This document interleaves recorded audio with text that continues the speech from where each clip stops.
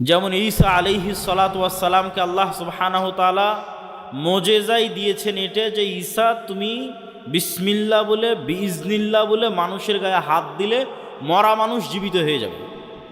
এটাই মোজেজা ঈসা আলাইহিস সালাম।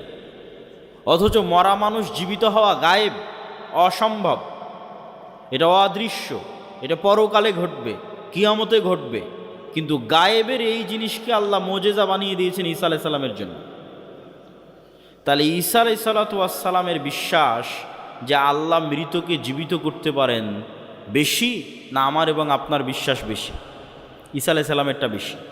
ওনার ইয়াকিন অর্জিত হয়েছে, উনি নিজে প্র্যাকটিক্যালি দেখেছেন কিভাবে মরা মানুষ জীবিত হয়।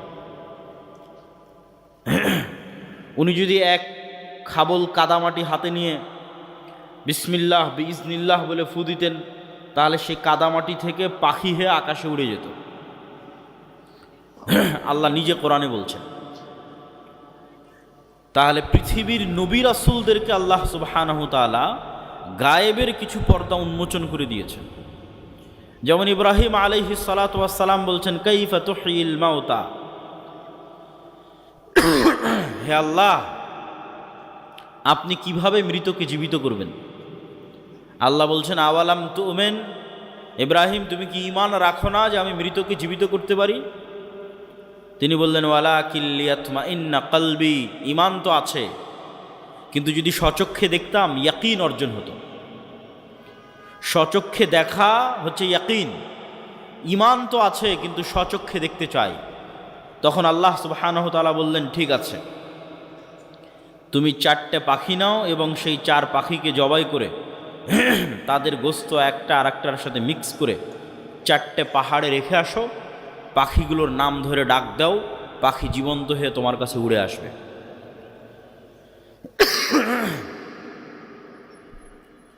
মুসা আলাইহিস সালাতু ওয়াস সালামের জন্য আল্লাহ তার ঈমান বিল গায়েবে ইয়াকিন তৈরি করেছেন। ঈমান বিল গায়েবে ইয়াকিনের উপকারিতাটা কি? এই যে ইয়াকিনের কথা বলছে, ওয়াবিল আখিরাতি হুম ইউকিনুন, আল্লাহ সুবহানাহু ওয়া তাআলা সূরা তাকাসুরের মধ্যে বলছেন। ইয়াকিনের মাত্রাটা কোন লেভেলে হতে হবে? সূরা তাকাসুরে কিভাবে বারবার ইয়াকিনের দিকে নিয়ে যাওয়ার কথা বলা হয়েছে, এটা যদি দেখতাম। আলহাকুমুত তাকাসুর, দুনিয়ার পরস্পরের প্রতিযোগিতা তোমাদের ভুলিয়ে রেখেছে। ছোট বাচ্চাকে যেমন মোবাইল দিয়ে ভুলিয়ে রেখেছেন তার কান্না, অথবা আর কোনো কিছু দিয়ে যখন আপনি মানুষকে কোনো কিছু ভুলিয়ে রাখেন, তো এই দুনিয়াতে মৃত্যুকে ভুলে রাখার এমন কোনো সরঞ্জাম নাই যা এই পৃথিবীতে নাই। আজকের মোবাইল, আজকের বিনোদন, টাকা পয়সা, কাজ কারবার, ধন দৌলত, প্রতি মুহূর্তে মৃত্যুকে ভুলে থাকার সরঞ্জাম পৃথিবীতে আছে। তো বলছে আলহাকুমুত তাকাসুর, তোমাদের ভুলিয়ে রেখেছে দুনিয়ার প্রতিযোগিতা মৃত্যুকে। হাত্তা জুরতুমুল মাকাবির, এইটা ততদিন চলবে যতদিন না তোমরা নিজেরা না মরে গেছো, নিজেরা না কবরে চলে গেছো। কাল্লা সাউফা তা'লামুন, কখনো নহে, তোমরা অবশ্যই জানতে পারবে। সুম্মা কাল্লা সাউফা তা'লামুন, আবারও বলছি তোমরা অবশ্যই জানতে পারবে। কাল্লা লাউ তা'লামুনা ইলমাল ইয়াকিন, শুধু কি জানতে পারবে, ইয়াকিনের লেভেলে জানতে পারবে, ইয়াকিনের লেভেলে জানতে পারবে। কিভাবে ইয়াকিনের লেভেলে জানতে পারবে? লা তারাউন্নাল জাহিম, অবশ্যই তোমরা নিজে চোখে জাহান্নামকে দেখবে, অবশ্যই তোমরা নিজে চোখে জাহান্নামকে দেখবে। সুম্মা লা তারাউন্নাহা আইনাল ইয়াকিন, আবারও বলছি অবশ্যই তোমরা তোমাদের চোখে ইয়াকিনের লেভেলে তোমাদের চোখ দিয়ে তোমরা দেখবে জাহান্নামকে, ইয়াকিন অর্জিত হবে তোমাদের। তাহলে শুধু ঈমান আর ইয়াকিনের লেভেলে ঈমান এক নয়। আমরা বিশ্বাস করি কবরের আযাব হবে, বিশ্বাস করি জান্নাত এবং জাহান্নাম আছে, আর মুহাম্মদ সাল্লাল্লাহু আলাইহি ওয়াসাল্লাম মেরাজের রাতে স্বচক্ষে জান্নাত দেখেছেন, স্বচক্ষে জাহান্নাম দেখেছেন, স্বচক্ষে কবরের আযাব দেখেছেন, তাহলে মুহাম্মদ সাল্লাল্লাহু আলাইহি ওয়াসাল্লামের ইয়াকিন অর্জিত হয়েছে, ওনার ঈমানের মাত্রা আমাদের চেয়ে বেশি। কেন? গায়েবের পর্দা ওনার জন্য উন্মোচন করে দেওয়া হয়েছে। উনি গায়েবের পর্দা চিরে 7 আসমান পর্যন্ত পৌঁছে গেছেন, ফলে ওনার ইয়াকিন অর্জিত হয়েছে। এই গায়েবের উপর ইয়াকিন কেন দরকার? এটাই মুসলমানদের মুক্তির একমাত্র রাস্তা, ঈমান বিল গায়েব, এবং মুসলমানদের অধপতনের একমাত্র কারণ ঈমান বিল গায়েব না থাকা। আজকের মুসলমানেরা আজকের আমেরিকা এবং আজকের ইসরায়েলের তুলনায় যত দুর্বল, আজকের গাজার মানুষ, আজকের রোহিঙ্গারা যত দুর্বল, আজ থেকে 3000, 4000, 5000 বছর পূর্বে মুসা আলাইহিস সালাতু ওয়াস সালাম আজকের মুসলমানদের চাইতে কয়েকশো, কয়েক হাজার গুণ বেশি দুর্বল ছিলেন। এটা যদি আমি আপনাকে উদাহরণ দিয়ে না বুঝাই, আপনি বুঝতে পারবেন না যে কেমনে মুসা আলাইহিস সালামের মতো নবী, যাকে আমরা এত বড় নবী মনে করি, সেই নবীকে বলা হচ্ছে তিনি আজকের মুসলমানদের চাইতে বেশি দুর্বল ছিলেন। জি, আপনার বগুড়ার শিবগঞ্জের আটমোলের একজন কৃষককে, একজন রাখালকে যদি আজকে দায়িত্ব দেওয়া হয়, যাও তোমাকে দায়িত্ব দিলাম ডোনাল্ড ট্রাম্পের কাছে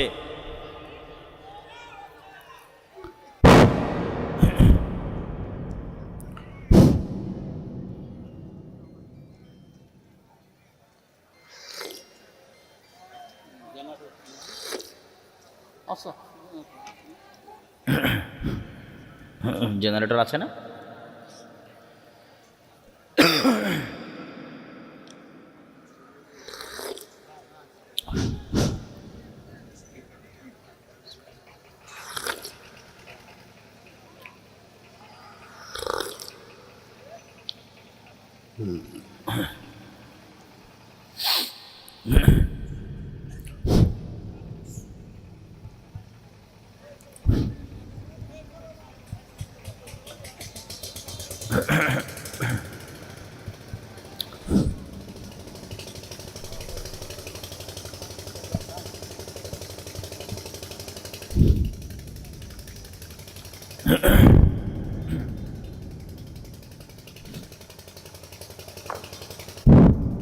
জি, আজকে বগুড়ার শিবগঞ্জের আটমোলের একজন রাখালকে দায়িত্ব দেওয়া হলো যে তুমি এখান থেকে ডোনাল্ড ট্রাম্পের কাছে গিয়ে দাওয়াতি কাজ করবা, রাশিয়ার ভ্লাদিমির পুতিনের কাছে গিয়ে দাওয়াতি কাজ করবা।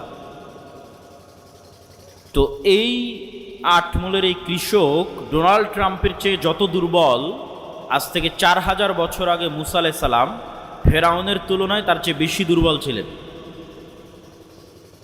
আপনার আটমোলের একজন সাধারণ রাখাল আজকের আমেরিকার প্রেসিডেন্ট ডোনাল্ড ট্রাম্পের তুলনায় যত দুর্বল, আজ থেকে 4000 বছর পূর্বে মুসা আলাইহিস সালাম ফেরাউনের তুলনায় তার চেয়ে বেশি দুর্বল ছিলেন। বাস্তবে আপনাকে বুঝিয়ে দিচ্ছি, আজকে শিবগঞ্জের আটমোলের এই কৃষকের নিজের জমি জায়গা আছে, তার বাপ মায়ের পরিচয় আছে, আত্মীয় স্বজনের পরিচয় আছে, যত গরিব হোক। আর আজ থেকে 4000 বছর আগে মুসা আলাইহিস সালাতু ওয়াস সালাম এমন এক গোলাম কওমের মেম্বার, এমন এক গোলাম জাতির সদস্য, যেই গোলাম জাতির ইউযাব্বিহুনা আবনাআকুম, যাদের প্রত্যেক ছেলে সন্তানকে জবাই করার আদেশ দেওয়া আছে। বাপ মা বেঁচে থাকতেও পরিচয় দিতে পারছে না যে এটা আমার সন্তান, বাপ মা বেঁচে থাকতেও বলতে পারছে না যে মুসা আমার সন্তান। তাহলে মুসার বাপ মা নাই, মুসার নিজস্ব কোনো পরিচয়, যে পরিচয় দিবে যে আমি বানু ইসরাইলের সদস্য, এটার সাহস, এটার বৈধতা ফেরাউনের যুগে মুসা আলাইহিস সালাতু ওয়াস সালামের ছিল না। 2, আজকের এই আটমোলের এই কৃষক ফাঁসির দণ্ডে দণ্ডিত আসামি নয়। আর মুসা আলাইহিস সালামকে যখন বলা হচ্ছে যাও ফেরাউনের কাছে, ইযহাব ইলা ফিরআউন ইন্নাহু তাগা, তখন মুসা আলাইহিস সালাতু ওয়াস সালাম ফেরাউনের দরবারে ফাঁসির দণ্ডে দণ্ডিত আসামি, পাওয়া মাত্র হত্যা করা হবে। আজকের আটমূল শিবগঞ্জের কৃষক ডোনাল্ড ট্রাম্পের নিমক খাওয়া নয়, যে ট্রাম্প তার বাড়ি গাড়ি টাকা পয়সা সব কিছু করে দিয়েছে, এই জন্য তার কাছে নত থাকতে হবে, এটার কোনো প্রয়োজনীয়তা নাই। কিন্তু মুসা আলাইহিস সালাম বড়ই হয়েছে ফেরাউনের বাড়িতে, খেয়েছে ফেরাউনের, থেকেছে ফেরাউনের বাড়িতে। আজ এই রকম এক গোলাম জাতির এরকম এক অসহায় নিরীহ সদস্য, ফাঁসির দণ্ডপ্রাপ্ত আসামিকে বলা হচ্ছে, যাও তুমি যার বাড়িতে থেকে খেয়ে বড় হয়েছ তাকেই গিয়ে দাওয়াতি কাজ করো। চার, আজকের যেই কৃষককে বলা হচ্ছে যাও তুমি ডোনাল্ড ট্রাম্পের কাছে দাওয়াতি কাজ করো, সে এখন মানুষের বাড়ির চাকর নয়। আর যখন মুসা আলাইহিস সালামকে বলা হচ্ছে যাও ফেরাউনকে দাওয়াত দিতে হবে, তখন মুসা আলাইহিস সালাম প্রায় 10 বছর থেকে মানুষের বাড়ির কাজের লোক, প্রায় 10 বছর মানুষের বাড়ির কাজের লোক। তাহলে প্রায় 10 বছর থেকে মানুষের বাড়ির কাজের লোক, ফাঁসির দণ্ডপ্রাপ্ত আসামি, এমন এক গোলাম জাতির সদস্য যেখানে পরিচয় দেওয়া, বাপ মায়ের পক্ষে পরিচয় দেওয়া সম্ভব নয়, এটা আমার সন্তান, এই পরিচয় দিতে পারবে না, অসম্ভব, পরিচয় দিলে দুনিয়া থেকে বিদায় নিয়ে যেতে হবে। এই রকম নিরীহ অসহায় অবস্থায় মুসা আলাইহিস সালামকে বলা হয়েছে ফেরাউনের কাছে যেতে। আর ফেরাউন আজকের যুগে যে যত শক্তিশালী, তার চেয়ে কয়েক শতগুণ বেশি শক্তিশালী। আমি যদি বুঝাতে না পারি সেটা আমার ব্যর্থতা, যে মুসা আলাইহিস সালাম আমার এবং আপনার চেয়ে বেশি দুর্বল ছিলেন। আজকের আমেরিকা এবং ইসরায়েলের তুলনায় যত দুর্বল, মুসা আলাইহিস সালাম তার চেয়ে শতগুণ, হাজার গুণ বেশি দুর্বল ছিলেন। এই জন্য মুসা আলাইহিস সালাম সাহস করেননি। মুসা আলাইহিস সালামের ঈমান বিল গায়েবে ইয়াকিন অর্জন হওয়ার পরও মুসা আলাইহিস সালাম ভয় পাচ্ছিলেন। তো তারপরও মুসা আলাইহিস সালাম যেতে পেরেছেন, দাওয়াত দিতে পেরেছেন, বিজয় অর্জন করেছেন, তার একটাই কারণ ঈমান বিল গায়েবে ইয়াকিন, যেটাতে আল্লাহ কোরআন শুরু করেছে, ওয়ায়ুমিনুনা বিল গায়েব, গায়েবের উপর ইয়াকিন, ওয়াবিল আখিরাতি হুম ইউকিনুন, আখিরাতের উপর ইয়াকিন। তো মুসা আলাইহিস সালামের ঈমান বিল গায়েবে ইয়াকিন তৈরি করার জন্য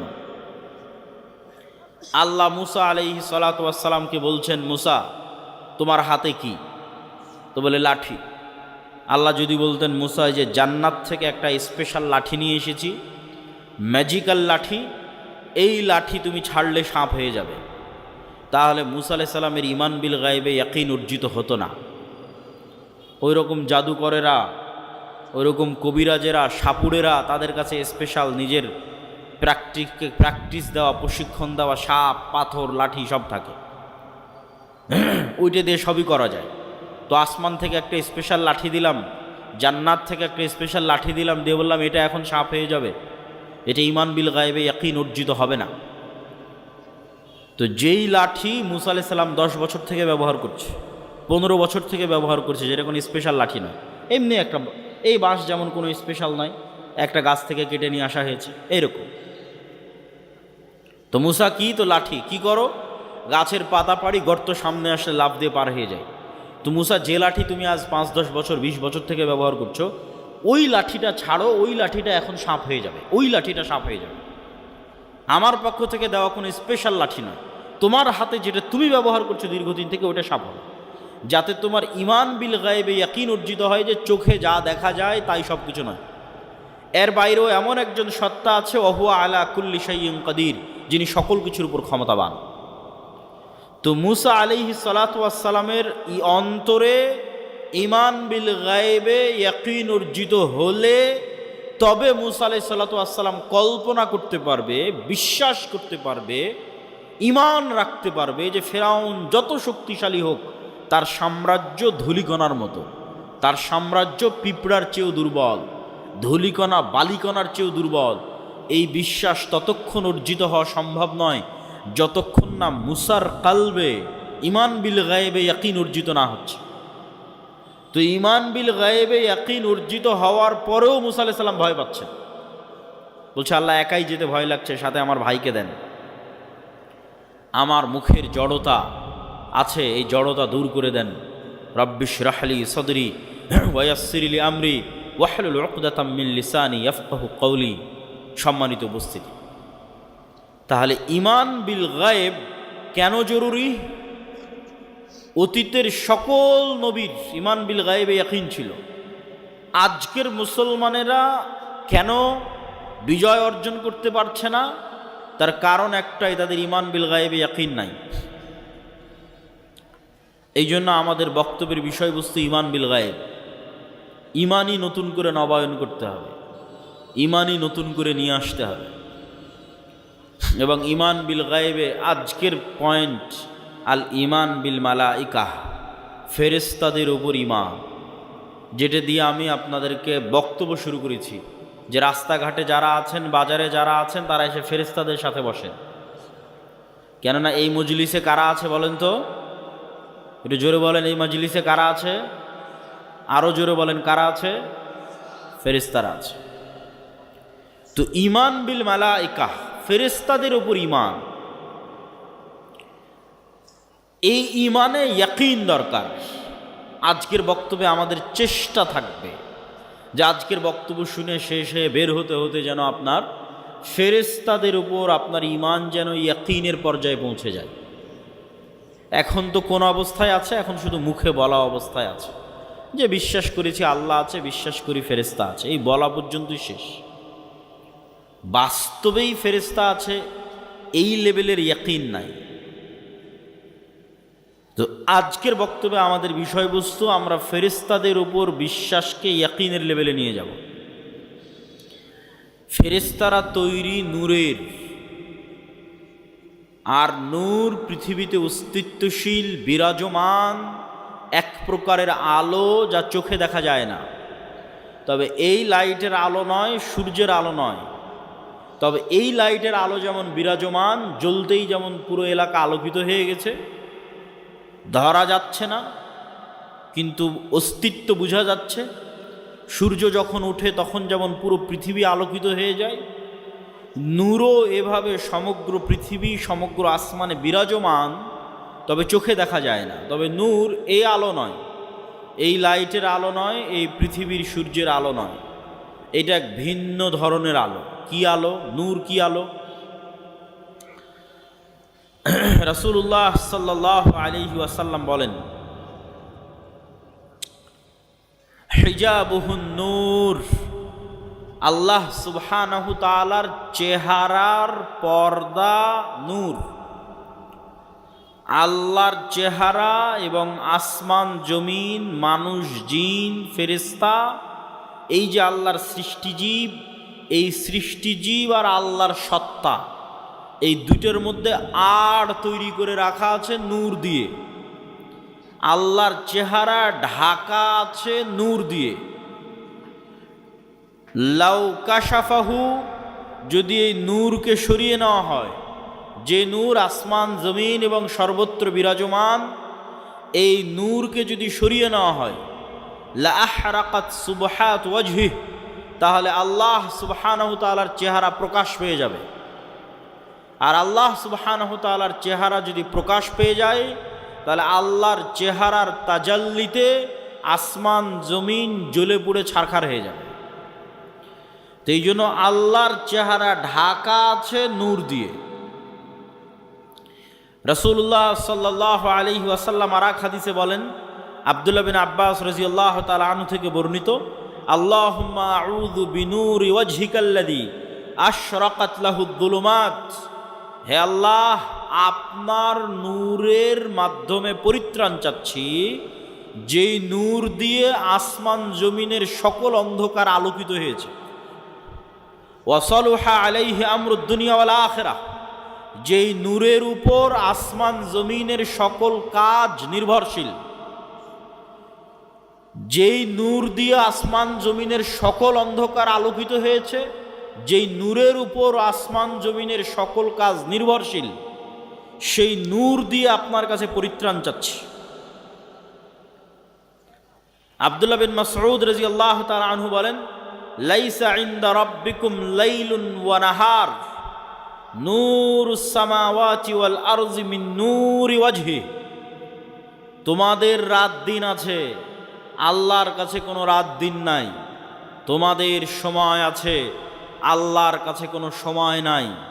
আল্লাহ সুবহানাহু ওয়া তাআলা সময়েরও ঊর্ধ্বে, রাত দিনেরও ঊর্ধ্বে। নূর সামাওয়াতি মিন নূরি ওয়াজহি, আসমান জমিনের আলো আল্লাহ সুবহানাহু তাআলার চেহারার নূরের প্রভাবে প্রভাবিত। আল্লাহ সুবহানাহু ওয়া তাআলা নিজেও কোরআন মাজিদে বলেছেন, আল্লাহু নূরুস সামাওয়াতি ওয়াল আরজ, আল্লাহ হচ্ছেন আসমান এবং জমিনের নূর। সম্মানিত উপস্থিতি, তাহলে নূর পৃথিবীতে অস্তিত্বশীল বিরাজমান এক প্রকারের আলো। এই নূরের সাথে সংশ্লিষ্ট আরও কয়েকটি কথা। ফেরেশতারা যেমন নূর থেকে তৈরি, এই কোরআন তেমন নূর, আর ইসলাম তেমন নূর। ওয়াহি নূর, তো ইসলাম ওয়াহি, আর ওয়াহির একটা প্রকার হচ্ছে কোরআন, ওয়াহি মাতলু। তাহলে কোরআন নূর। আল্লাহ সুবহানাহু ওয়া তাআলা কোরআন মাজিদে বলেন, মা কুনতা তাদরি মাল কিতাব ওয়ালাল ঈমান ওয়ালাকিন জাআলনাহু নূরান নাহদি বিহি মান নাশা। হে আল্লাহর নবী, আপনি জানতেন না ঈমান কাকে বলে, কিতাব কাকে বলে, তবে আমি আল্লাহ এটাকে নূর বানিয়ে দিয়েছি। এই নূর দিয়ে আমি যাকে ইচ্ছা তাকে পথ দেখাই। আর ইসলাম নূর, ইউরিদুনা লিইউতফিউ নূর আল্লাহ ওয়াল্লাহু মুতিম্মু নূরিহি ওয়ালাউ কারিহাল কাফিরুন। পৃথিবীর কাফের মুশরিকরা ফু দিয়ে আমার নূরকে নিভিয়ে দিতে চায়, আর আমি আল্লাহ আমার নূরকে সমগ্র পৃথিবীতে প্রতিষ্ঠিত করবই করব। কাফের মুশরিকরা অপছন্দ করলেও সেই নূর হচ্ছে ইসলাম। আল্লাহু মুতিম্মু নূরিহি, আল্লাহ তার নূরকে পূর্ণতা দান করবেন তথা জমিনে প্রতিষ্ঠিত করে ছাড়বেন তার নূর। তাহলে কি কি গেল? ফেরেশতা নূরের তৈরি, কোরআন নূর, ইসলাম নূর। এবার 4 নাম্বার, আমার এবং আপনার সৎ আমল নূর তৈরি করে। আমার এবং আপনার সৎ আমল নূর তৈরি করে। আল্লাহ সুবহানাহু ওয়া তাআলা কোরআন মাজিদে বলছেন, ইয়াউমা তারাল মুমিনিনা ওয়াল মুমিনাত নূরুহুম ইয়াসআ বাইনা আইদিহিম ওয়া বিআইমানিহিম। কঠিন কিয়ামতের মাঠে মুমিনেরা এবং মুমিনারা দুনিয়াতে যত নূর জমা করেছিল আমলের মাধ্যমে, প্রত্যেকটা সৎ আমল নূর। 2টা শর্ত পেলেই আমল সৎ। আল্লাহ কোরআনে বলেনি যে বেশি আমল করতে হবে, যে ওই জান্নাতে যাবে যে বেশি আমল করেছে। আল্লাহ বারবার বলেছে আমানু ওয়া আমিলুস সালিহাত। ঈমান বিল গায়েবে, গায়েবে ঈমান আছে, গায়েবের উপর ইয়াকিন আছে, আর আমিলুস সালিহাত সৎ আমল করেছে। সৎ আমল নূর তৈরি করে। তো সৎ আমল 2 শর্তে নূর তৈরি করে, তখন এটা সৎ আমল হয়। এক, যদি হৃদয়ে ইখলাস থাকে, তাহলে ইখলাস পাওয়া মাত্রই নূর তৈরি হওয়া শুরু হয়ে যায়। 2, আমল যদি গায়েবের সাথে মিলে যায়। প্রত্যেকটা আমলের ফরম্যাট গায়েবে নির্ধারিত, যেই ফরম্যাট ওহির মাধ্যমে আল্লাহ রাসূলের কাছে পাঠিয়েছে। গায়েবে নির্ধারিত ফরম্যাটের সাথে না মিললে আমল কবুল হবে না, আমলে নূর তৈরি হবে না। তো গায়েবে নির্ধারিত ফরম্যাটের সাথে মিলাতে চাইলে কাকে দেখতে হবে? মুহাম্মদ সাল্লাল্লাহু আলাইহি ওয়াসাল্লামকে। কেন গায়েবের ওই ওয়াহি, ওই জ্ঞান মুহাম্মদ সাল্লাল্লাহু আলাইহি ওয়াসাল্লামকে দেওয়া হয়েছে। তাহলে মুহাম্মদ সাল্লাল্লাহু আলাইহি ওয়াসাল্লামের আমলের সাথে যখন আমল হুবহু মিলে যাবে, মানে ওটা গায়েবের ফরম্যাটের সাথে হুবহু মিলে গেছে। আর অন্তরে যখন ইখলাস তৈরি হবে, তখন এই আল্লাহর নবীর সাথে কাজের সাথে মিলে যাওয়া তথা গায়েবের ফরম্যাটের সাথে মিলে যাওয়া আর অন্তরে ইখলাস তৈরি হওয়া, এই 2টা যখন তৈরি হয়ে যাবে তখন আমলে নূর তৈরি হয়ে গেল। এবার যখন আমলে নূর তৈরি হয়ে গেল, এই রকম যত আমল মানুষ দুনিয়াতে করবে, আমলে সালেহ, যে আমল নূর তৈরি করে, এরকম যত আমল মানুষ দুনিয়াতে করবে তত নূর সে ধারণ করবে নিজের কালবে। মানুষ তার কালবে নূর ধারণ করতে পারে, এটা আরেকটু পরে আরও বিস্তারিত বলতেছে। তো যখন মানুষ তার কালবে নূর ধারণ করবে আমলের মাধ্যমে, এই যে নূর গায়েব, এই গায়েবের পর্দাটা যেদিন উন্মোচন হয়ে যাবে, সেই দিন থেকে মানুষ এই নূর দেখা শুরু করবে। তো গায়েবের পর্দা কখন থেকে উন্মোচন হয়ে যাবে? যখন মানুষ মারা যাবে। মারা যাওয়া মাত্রই মানুষ নিজেই গায়েবের জগতে চলে গেছে। যে গায়েবের উপরে এতদিন ইয়াকিন রাখতো, বারজাকি জগৎ, ওই গায়েবী জগতে যখন চলে গেছে তখন গায়েবের সব কিছু উন্মুক্ত হয়ে যাবে। তখন প্রথম সে দেখবে তার আমলের নূরকে। তার আমলের নূরে তার কবর আলোকিত হবে, তার আমলের নূরে কিয়ামতের অন্ধকার আলোকিত হবে, তার আমলের নূরে সে পুলসিরাত অতিক্রম করবে। তা আল্লাহ কোরআনে বলছে, ইয়াউমা তারাল মুমিনিনা ওয়াল মুমিনাত নূরুহুম ইয়াসআ বাইনা আইদিহিম ওয়া বিআইমানিহিম, যে কিয়ামতের মাঠে মুমিন মুমিনারা দেখবে দুনিয়াতে যত নূর জমা করেছিল সে আমলের নূর তাদের ডানে এবং তাদের সামনে ছুটে চলতেছে, বিচ্ছুরিত হচ্ছে। বলেন আল্লাহু আকবার। আল্লাহ সুবহানাহু ওয়া তাআলা প্রায় 2-3 আয়াতে মানুষের আমলের নূরের কথা বলেছেন, যা কিয়ামতের মাঠে তারা দেখতে পাবে। যেমন রাসূল সাল্লাল্লাহু আলাইহি ওয়াসাল্লাম হাদিসে বলেছেন যে মানুষ যারা দুনিয়াতে উজু করেছে, উজু যদি সৎ আমল হয় তথা ইখলাস থাকে, আল্লাহর নবীর সাথে মিলে যায়, তাহলে এই উজু নূর তৈরি করে। তো কিয়ামতের মাঠে উজুর অঙ্গ প্রত্যঙ্গগুলোতে নূর জল জল জল জল করে জ্বলবে। তো দুনিয়াতে যত নূর জমা করেছে সৎ আমলের মাধ্যমে সব নূরের প্রভাব দেখতে পাবে। তাহলে 4 নম্বর পয়েন্টে আমরা বললাম সৎ আমল নূর তৈরি করে। এবার 5 নম্বর পয়েন্ট, মানুষের অন্তরে, মানুষের কানে, মানুষের চোখে, মানুষের সামনে, মানুষের পিছনে, মানুষের উপরে, মানুষের নিচে নূর তৈরি হতে পারে। রাসূলুল্লাহ সাল্লাল্লাহু আলাইহি ওয়াসাল্লাম দোয়া করছেন, আল্লাহুম্মা জাআল ফি কলবি নূরা, হে আল্লাহ আমার কালবে নূর তৈরি করে দেন। ওয়া ফি সামঈ নূরা, আমার কানে নূর তৈরি করে দেন। ওয়া ফি বাসরি নূরা, আমার চোখে নূর তৈরি করে দেন। এভাবে বলতে বলতে ডানে বামে, সামনে পিছনে, উপরে নিচে সকল অঙ্গ প্রত্যঙ্গে তিনি আল্লাহর কাছে নূর চেয়েছেন। তো নূরের অস্তিত্ব পৃথিবীতে এত বাস্তব, এত বাস্তব, যা আপনার যেমন চোখের পাওয়ার সরাসরি দেখা যায় না, কিন্তু যন্ত্র দিয়ে মাপলে ধরা পড়ে চোখের পাওয়ার কম কি বেশি, বাস্তবে অনুভব করতে পারেন চোখের পাওয়ার কমে গেছে কি বেশি হয়েছে। আপনার কানের শ্রবণ শক্তি কমেছে কি বেশি আছে, এটা যেমন অনুভব করতে পারেন। মেশিন লাগাতে হয় ভালো মতো শোনার জন্য। আপনার শরীরের রক্তের মাত্রা, প্রেশার লো না হাই, সেটা যেমন মেশিন দিয়ে মাপা যায় অথচ চোখে দেখা যায় না। আপনার রক্তের মধ্যে সুগার কতটুকু আছে সেটা যেমন মেশিন দিয়ে মাপা যায়, ধরতেই মেশিনে উঠে আসতেছে অথচ চোখে দেখা যায় না। আপনার শরীরের তাপমাত্রা যেমন থার্মোমিটার দিয়ে মাপা যায় অথচ চোখে দেখা যায় না, থার্মোমিটার ধরলে উঠে আসতেছে তাপমাত্রা এত। আপনার হার্ট বিটের পালস যেমন মেশিন ধরতে পারতেছে কত, অথচ চোখে দেখা যায় না। এই প্রত্যেকটা জিনিস যতটা সত্য, এই প্রত্যেকটা জিনিসে নূর তৈরি হয়, এটা তার চেয়ে বেশি সত্য। যা আপনার চোখের পাওয়ার আছে এটা যত সত্য, আপনার চোখে নূর আছে অথবা নাই এটা তত সত্য। আপনার কালবে হার্টবিট চলছে এটা যত সত্য, আপনার কালবে নূর আছে অথবা নাই এটা তার চেয়ে বেশি সত্য। আজকে এখানে যতজন উপস্থিত হয়েছেন, এখন উপস্থিত আছেন, তাদের কালবে ন্যূনতম নূর আছে দেখে আপনি এখানে উপস্থিত হয়েছেন। ন্যূনতম নূর আছে দেখে উপস্থিত হয়েছে। আর কার কালবে নূর নাই, একটুকু নাই। একটা আলামত বলি, যার কালবে চুল পরিমাণও নূর নাই, যাদের ক্ষেত্রে আল্লাহ কোরআনে বলেছেন খাতামাল্লাহু আলা কুলুবিহিম, আল্লাহ তাদের অন্তরে মোহর মেরে দিয়েছেন, মৃত হৃদয়। তো এই মৃত হৃদয়ের একটা আলামত কি?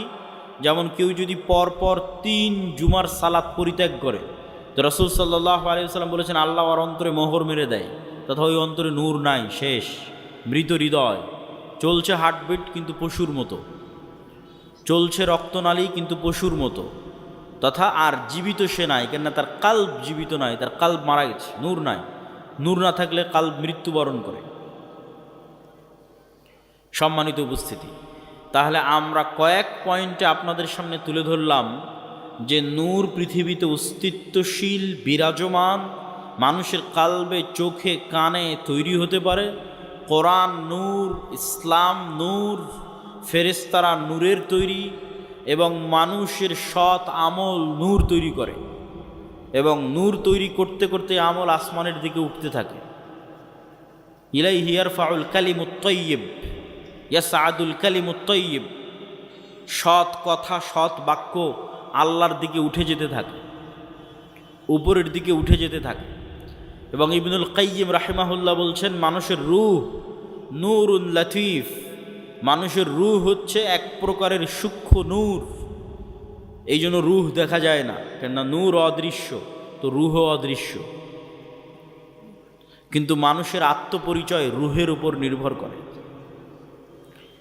মানুষকে যদি পুনরায়ও মানুষের শরীরের সকল কিছু যদি কাজে লাগানো যায়, আর যদি রূহ না দেওয়া যায়, তাহলে আত্মপরিচয় ফিরে আসবে না।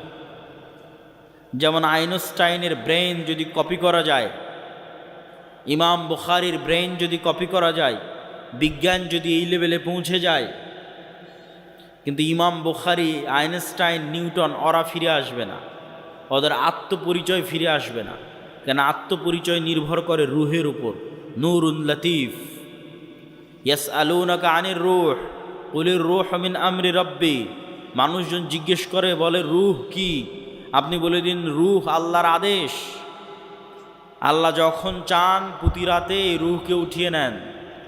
যাদের আল্লাহ মৃত্যু দিতে চান তাদের রূহকে তার কাছে আটকে রেখে দেন, এরা সকালবেলা মৃত অবস্থায় উঠে। আর যাদের আল্লাহ সুবহানাহু ওয়া তাআলা বাঁচিয়ে রাখতে চান, এদের রূহকে আবার ফেরত দিয়ে দেন। এই জন্য সকালবেলা এরা জীবিত অবস্থায় উঠে। এই জন্য দোয়ার মধ্যে বলা হয়েছে, আল্লাহুম্মা বিইসমিকা আমুতু, হে আল্লাহ তোমার নামে আমি মারা যাচ্ছি। কেননা তখন রূহের কাজ শেষ হয়ে যায়। রূহের কাজ দেখা, রূহের কাজ শোনা, রূহের কাজ চিন্তা করা, রূহের কাজ বোঝা। বাকি শরীরের হার্টবিট, রক্ত সঞ্চালন এগুলো তো চলছেই, কিন্তু দেখা, শোনা, চিন্তা, গবেষণা যখন বন্ধ হয়ে যায় তখন রূহের কাজ শেষ। এই জন্য যখন মানুষ ঘুমিয়ে যায় তখন রূহের আর কোনো কাজ থাকে না, তখন রূহ উড়াল দেয়। আল্লাহ সুবহানাহু ওয়া তাআলা তার কাছে নিয়ে নেন রূহকে। কোরআনের আয়াতে আল্লাহ সুবহানাহু ওয়া তাআলা বলছেন। এবং সকালবেলা যখন ঘুম থেকে উঠে তখনও দোয়ার মধ্যে শিখিয়ে দেওয়া আছে যে প্রশংসা ওই আল্লাহর, যিনি আমাদেরকে পুনরায় জীবিত করেছে মৃত্যু দেওয়ার পর।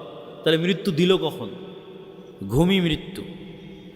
এবং প্রত্যেকটা লেভেলে পরবর্তী লেভেলের আলামত আছে, প্রত্যেক লেভেলে পরবর্তী লেভেলের আলামত আছে। এখন আমরা কোন লেভেলে আছি? এখন আছি দুনিয়ার লেভেলে। এই দুনিয়াতে বসে থেকেই বারজাখি জীবন কেমন হবে তার আলামত দেওয়া আছে, যে পরের জগৎটা কেমন হবে তুমি দুনিয়াতে বেঁচে থাকতেই বুঝে নাও। এবার যখন বারজাখি জগতে চলে যাবেন তখন ওখানে আলামত দেওয়া হবে যে কিয়ামতের পরের জগৎ কেমন হবে, তুমি এখান থেকে বুঝে নাও।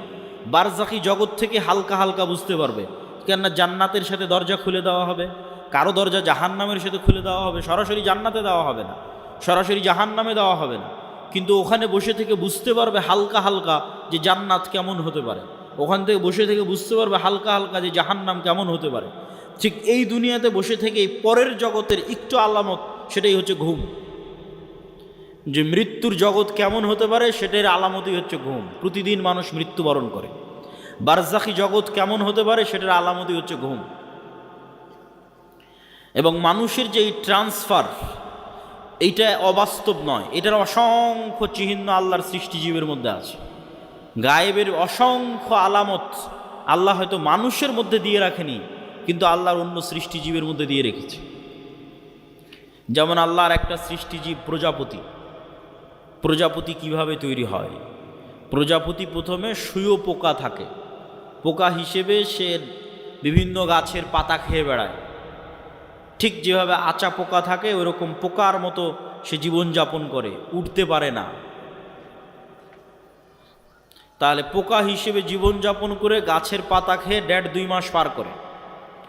1.5-2 মাস পার করার পর এই পোকা তার নিজের চারিপাশে একটা আবরণ তৈরি করে ওর মধ্যে মারা যায়। ওর মধ্যে মারা যাওয়ার আবার 15-20 দিন, 1 মাস, 1.5 মাস পর ওই বাইরে ওই আবরণটা খুলে যখন বের হয় তখন প্রজাপতি হয়ে আকাশে উড়াল দেয়। তাহলে একটাই প্রাণী কয় ধরনের জীবনযাপন করতেছে এক পৃথিবীতে? একবার পোকা হিসেবে জীবনযাপন করতেছে, তখন গাছের পাতা খাচ্ছে, আকাশে উঠতে পারে না, তারপরে মারা যাচ্ছে, মৃত অবস্থায় থাকতেছে, থাকার পর আবার জীবিত হচ্ছে, তখন প্রজাপতি হয়ে আকাশে উড়াল দিচ্ছে। তাহলে মানুষ পৃথিবীতে এখন বেঁচে আছে, এটা এক ধরনের জীবনযাপন। মারা যাবে, বারজাখী জগতে চলে যাব, এটা আর এক ধরনের জীবনযাপন। ওই জগতে এক এক রুহের জীবন ধারণ হবে এক এক রকম। শহীদদের রূহ পাখি হিসেবে খাবার পর্যন্ত খাবে জান্নাতে। আরো উঁচু লেভেলের রূহ আল্লাহ সুবহানাহু ওয়া তাআলার আরশের সাথে ঝুলন্ত থাকবে। সম্মানিত উপস্থিতি, তাহলে পরবর্তী জীবন যে সম্ভব, এটার নিদর্শন আল্লাহর সৃষ্টিজীবের মধ্যেই পৃথিবীতে আছে। একই সময়ে বিভিন্ন ধরনের জীবনযাপন করা যেতে পারে, তার প্রমাণ আল্লাহর অন্য সৃষ্টিজীবের মধ্যে আছে। তা আমরা আলোচনা করছিলাম নূর, গায়েব, ফেরেশতা। ফেরেশতারা নূরের তৈরি, আর নূর পৃথিবীতে বিরাজমান। নূর পৃথিবীতে অস্তিত্বশীল। এবার চলেন আমরা দেখব সাহাবীদের বিশ্বাস কেমন ছিল ফেরেশতাদের উপরে। রাসূল সাল্লাল্লাহু আলাইহি ওয়াসাল্লামের জীবদ্দশায় সাহাবীদের বিশ্বাস কেমন ছিল ফেরেশতাদের উপরে, তার দু একটা হাদিস দেখে নিই। ফেরেশতাদেরকে দেখা সম্ভব, ফেরেশতাদের আওয়াজ শোনা সম্ভব, ফেরেশতাদের অস্তিত্বের অনুভূতি সম্ভব। নবী ছাড়া সাধারণ মানুষও ফেরেশতা দেখেছে, নবী ছাড়া সাধারণ মানুষও ফেরেশতার আওয়াজ শুনেছে। আবু হুরায়রা রাদিয়াল্লাহু তাআলা আনহু থেকে বর্ণিত, তিনি বলেন, একদিন এক ব্যক্তি রাস্তা দিয়ে চলতেছে, তো আকাশ থেকে একটা আওয়াজ পেল, ইসকি হাদিকাতা ফুলান, উমুকের বাগানে পানি বর্ষণ করো। তো সেই ব্যক্তি দেখলো মেঘমালা ওই নির্দিষ্ট একটা বাগানে গিয়ে সেখানে বৃষ্টি বর্ষণ করলো। সেই বৃষ্টি বর্ষণের পানি নালা বেয়ে পড়ে যাচ্ছে। তো এই পানির আলামত ধরে ধরে যারা পিছনে দাঁড়িয়ে আছেন তারা এই পাশে, আমার হাতের বাম পাশে জায়গা খালি আছে, যারা ডান দিকে অথবা পিছনে দাঁড়িয়ে আছেন তারা হাতের বাম পাশে চলে এসে বসতে পারে। তো অদৃশ্য গায়েব থেকে আওয়াজ শুনে ওই ব্যক্তি ওই পানির লাইন ধরে ধরে জমিতে গেল। তো গিয়ে দেখে সেখানে একটা ব্যক্তি কাজ করতেছে, জমি চাষ করতেছে। বলে, ভাই তোমার নাম কি? তো বলে, আমার নাম এই। তো এই ব্যক্তি বলছে, বারে যেই নাম আকাশে শুনলাম এ তো দেখি সেই নাম বলে। তখন এই ব্যক্তি বলছে, আমি আকাশে তোমার নাম শুনলাম যে অমুকের বাগানে পানি বর্ষণ করো। তো তুমি বলো তো তুমি এমন কি করো যে আকাশে তোমার নামে আদেশ হয় যেন তোমার বাগানে পানি বর্ষিত হয়? তো এই ব্যক্তি বলল যে আমার জমিন থেকে যা ফসল উঠে সেই ফসলের 3 ভাগ করি আমি। 3 ভাগের 1 ভাগ আল্লাহর রাস্তায় দান করে দিই, 3 ভাগের 1 ভাগ এই জমিতে আবার ব্যয় করি, আবার আবাদ করতে খরচ করি, আর 3 ভাগের 1 ভাগ দিয়ে আমার দৈনন্দিন জীবন সংসার সারা বছর পরিচালনা করি। তো এই ব্যক্তি কোনো নবী নয়, সে ফেরেশতার আওয়াজ শুনেছে যে ফেরেশতা বলতেছে, ইসকি হাদিকাতা ফুলান, উমুকের বাগানে বৃষ্টি বর্ষণ করো। দেখেন, ফেরেশতার অস্তিত্ব পৃথিবীতে অতি বাস্তব। কত বাস্তব? আমার আত্মীয় স্বজন, ভাই বোন, সন্তান সন্ততির চেয়ে বেশি বাস্তব। কেন আমার আত্মীয় স্বজন, ভাই বোন, বাপ মা, সন্তান সন্ততির চেয়ে বেশি বাস্তব? এই জন্য যে আল্লাহ যখন প্রথম আমাদের সৃষ্টি করেছে, প্রথম যখন জান্নাতে আল্লাহ আমাদের সৃষ্টি করেছে আমাদের আদি পিতা আদম আলাইহিসসালাতু ওয়াসসালামকে, তখন আদম আলাইহিসসালাতু ওয়াসসালাম চোখ খুলে দেখেনি যে এটা আমার বাপ, এটা আমার মা, আর চোখ খুলে দেখেনি যে এটা আমার বউ, চোখ খুলে দেখেনি যে এটা আমার ছেলে। চোখ খুলে প্রথম পরিচিত হয়েছে বারে ফেরেশতা। ওয়াইজ ক্বালা রাব্বুকা লিল মালাইকাতি ইন্নী জাইলুন ফিল আরদি খলিফা ক্বালু আতাজআলু ফিহা মান ইউফসিদু ফিহা ওয়া ইয়াসফিকুদ দিমা। আল্লাহ নিজে পবিত্র কোরআনে ব্যাপকভাবে বর্ণনা করেছেন এই ঘটনা। আল্লাহ সুবহানাহু ওয়া তাআলা ডাক দিয়ে ফেরেশতাদের বলছেন যে আমি পৃথিবীতে মানুষ তৈরি করতে চাই। তখন ফেরেশতারা বলছে, আপনি পৃথিবীতে এমন কাউকে তৈরি করবেন যারা ফিতনা ফাসাদ করবে? নাহনু নুসাব্বিহু বিহামদিক ওয়া নুকদ্দিসু লাক। আপনার কত তাসবিহ লাগবে? আমরা তো সারাদিন তাসবিহ পাঠ করছি, আপনার পবিত্রতা বর্ণনা তো আমরা করছি। তখন আল্লাহ বললেন, ইন্নী আ'লামু মা লা তা'লামুন, ফেরেশতারা তোমরা অতটুকুই জানো যতটুকু আমি তোমাদের জানিয়েছি। পুরো গায়েব তোমরা তো জানো না, সম্পূর্ণ গায়েব তোমাদের জানা নাই, যতটুকু আমি জানিয়েছি ততটুকুই জানো। ওয়া আল্লামা আদামাল আসমাআ কুল্লাহা সুম্মা আরাদাহুম আলাল মালাইকা, আদমকে কিয়ামত পর্যন্ত যা সৃষ্টি হবে সব আল্লাহ শিখিয়ে দিয়েছেন। ওই ক্যামেরা, ওই কম্পিউটার, ওই মোবাইল, ওই বিমান, ওই পারমাণবিক বম সব আদম আলাইহিসসালাতু ওয়াসসালাম জানতেন। আদম আলাইহিসসালাতু ওয়াসসালামের ব্রেনে ছিল বলেই সেটা ট্রান্সফার হতে হতে হতে হতে হতে হতে মানুষের ব্রেনে এখনও আছে। এই জন্য ওটা মানুষ বের করে নিয়ে আসতে পারতেছে। যদি বাপের ব্রেনে না থাকে জীবনে সম্ভব নয় ওটা নিয়ে আসা। বাপের ব্রেনে ছিল, ট্রান্সফার হতে হতে মানুষের ব্রেনেও আছে। সময় সাপেক্ষে যুগের প্রয়োজনে বের হতে থেকেছে। যুগের চাহিদায় ওই পর্দাটা উন্মুক্ত হয়ে গেছে, যুগের চাহিদায় ওই পর্দাটা উন্মুক্ত হয়ে গেছে, ওই জ্ঞানের দরজাটা খুলে গেছে। কিন্তু সবগুলো জ্ঞান আগেই বাপের ব্রেনে রাখা আছে।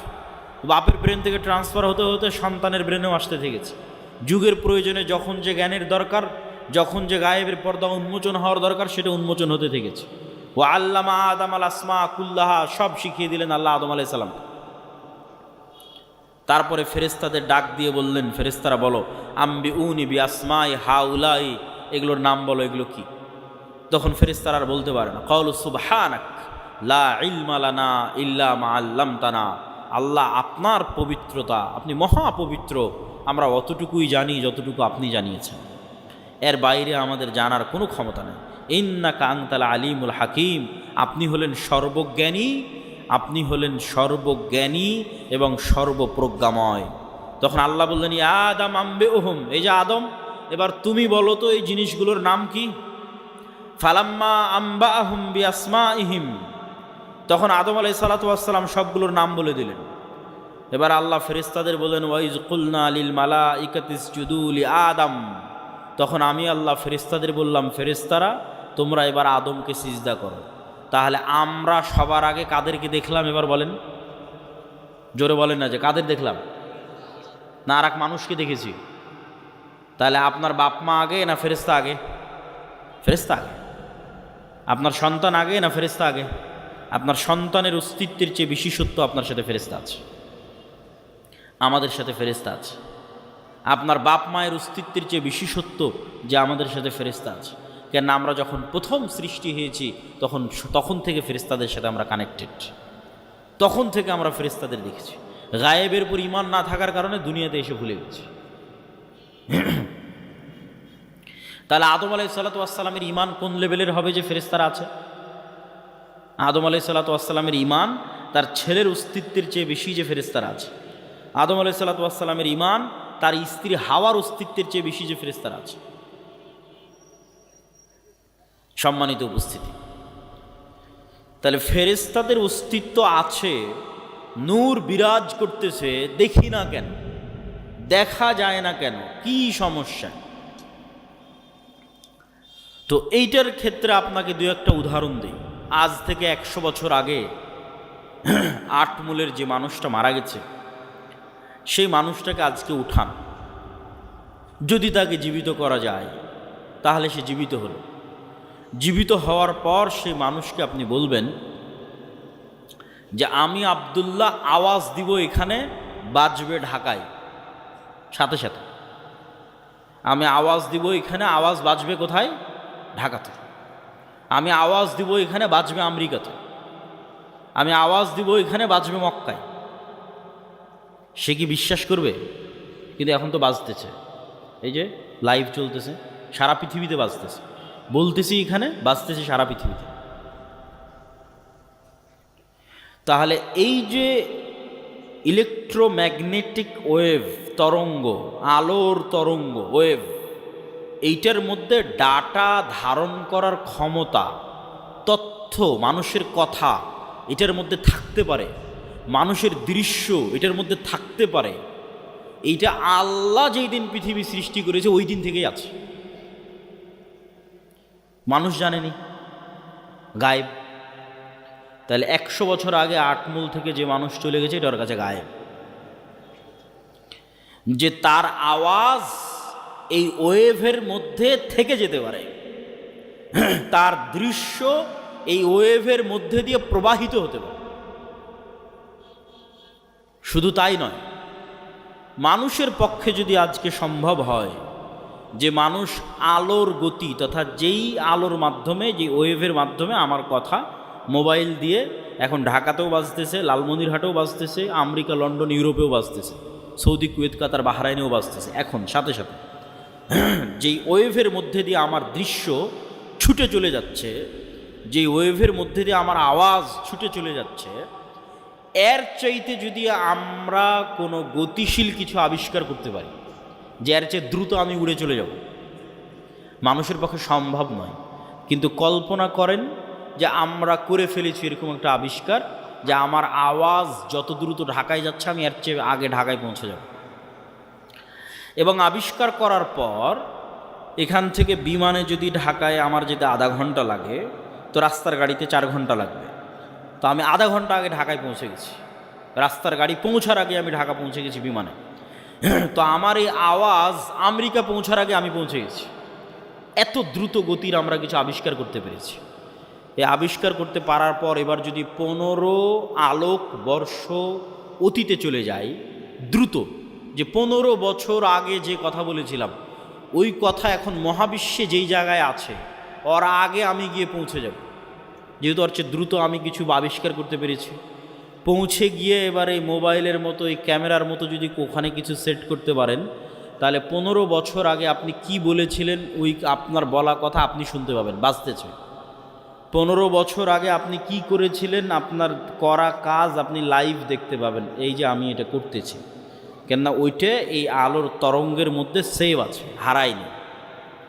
বিজ্ঞানীরা এখনও জানে না যে পৃথিবী যখন প্রথম সৃষ্টি হয়েছে তখন পৃথিবী থেকে যে আলো মহাবিশ্বের দিকে ছুটতে থেকেছে ওইটা এখনও মহাবিশ্বের শেষ মাথায় পৌঁছতে পেরেছে কিনা। তাহলে এভাবে যদি 1400 বছর আগে চলে যান, তাহলে মুহাম্মদ সাল্লাল্লাহু আলাইহি ওয়াসাল্লামের হাদিস বুখারীতে পড়া লাগবে না, আপনি কানে শুনতে পাবেন, নিজে কানে শুনতে পাবেন, যেমন এখন লাইভ বাজতেছে। তো 1500 বছর অতীতে চলে গেলে আলোর গতির চেয়ে বেশি গতি নিয়ে মুহাম্মদ সাল্লাল্লাহু আলাইহি ওয়াসাল্লামের হাদিস নিজে কানে শোনা যাবে, বদরের যুদ্ধ লাইভ দেখা যাবে, বাস্তবে হচ্ছে এটা দেখা যাবে।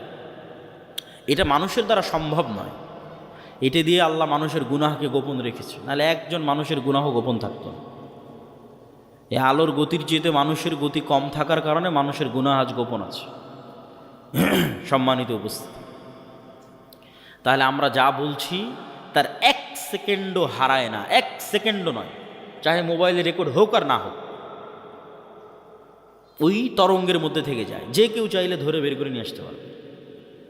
আল্লাহ সুবহানাহু ওয়া তাআলা এটা দিয়েই ধরে বের করবেন এটা আমি বলি, কিন্তু এত সহজ মানুষের হিসাব নেওয়া, এত সহজ মানুষকে পাকড়াও করা, এইভাবেই পৃথিবী সেট আপ করা আছে। এখানে মানুষের একটা সেকেন্ড গোপন নয়, একটা সেকেন্ডও নয়, কেন আলো এই ডাটাগুলো ধারণ করে নিচ্ছে, যা করতেছে তাও সেভ আছে, যা বলতেছে তাও সেভ আছে। মানুষ চাইলে নিজেই দেখতে পারবে, মানুষকে আলোর চেয়ে দ্রুতগতির যন্ত্র আবিষ্কার করে অত বছর আগে চলে যেতে হবে, চলে গিয়ে নিজের আমলগুলো দেখতে হবে, এই তো আমি এগুলো করেছি, এই তো আমি এগুলো বলেছি, আমি নিজে শুনতে পাচ্ছি আমি কি বলেছি, আমি নিজে দেখতে পাচ্ছি আমি কি করেছি। কাফা বিনাফসিকাল ইয়াউমা আলাইকা হাসিবা, মানুষ আজকে তোমার বিচারের জন্য তুমি একাই যথেষ্ট, আলাদা কোনো বিচার বিভাগ কায়েম করে বিচার করতে হবে এইটা নয়, তুমি নিজেই যথেষ্ট। সম্মানিত উপস্থিতি, তাহলে কি বলছিলাম, গায়েব, নূর। তাহলে এই আলো আমার ডাটা ধারণ করতে পারে, এটা একসময় গায়েব ছিল, চোখে দেখা যায় না, তো এখনও দেখা যায় না, এখনও দেখা যাচ্ছে না, যন্ত্র ধরতে পেরেছে কিন্তু আমরা তো দেখতে পাচ্ছি না। তাহলে ওইটা যেমন সত্য যে আল্লাহ যেই দিন পৃথিবী সৃষ্টি করেছেন ওই দিন থেকে মানুষের বলা কথায় আলোর মধ্যে থেকে গেছে, মানুষের বলা কাজ করা কাজ এই আলোর মধ্যে থেকে গেছে, এর চেয়ে বেশি সত্য যে এখানে নূর আছে, ফেরেশতা আছে, এটা এখন গায়েব। এবার বাস্তব জগতের আরও কিছু উদাহরণ দেই যেগুলো এখন যন্ত্রও ধরতে পারেনি। যেমন আল্লাহর একটা সৃষ্টিজীব কুকুর, কুকুরের ঘ্রাণ শক্তি মানুষের চাইতে 10,000 গুণ বেশি। তো আমি এই যে মাইকটা সামনে আছে এটা আমি নাক দিয়ে টেনেও আর কোনো গন্ধ পাচ্ছি না, তখন আমি যদি বলি যে এই মাইকের কোনো গন্ধ নাই, এটা মিথ্যা কথা হবে। এই মাইকটাই আপনি একটা প্রশিক্ষিত কুকুরের নাকে ধরেন, তারপর মোলাম গাড়ি বাজারে ফেলে রেখে আসেন কোনো এক জঙ্গলে, ওই কুকুর ওখান থেকে খুঁজে বের করে নিয়ে আসবে এই মাইককে। 50 গুণ 100 গুণ বেশি নয়, 1000 গুণ নয়, 10,000 গুণ বেশি। মানুষের যদি কোনো শরীরে ক্যান্সার হয়, তাহলে কোন কোষটাতে ক্যান্সার হয়েছে ওই ক্যান্সারের কোষের যে গন্ধ, এটা পর্যন্ত কুকুর ধরতে পারে। মানুষের শরীরে যদি ভাইরাস হয়, যে করোনা ভাইরাস হয়েছে, তাহলে করোনা ভাইরাসের মতো অদৃশ্য জিনিসের গন্ধ কুকুর ধরতে পারে।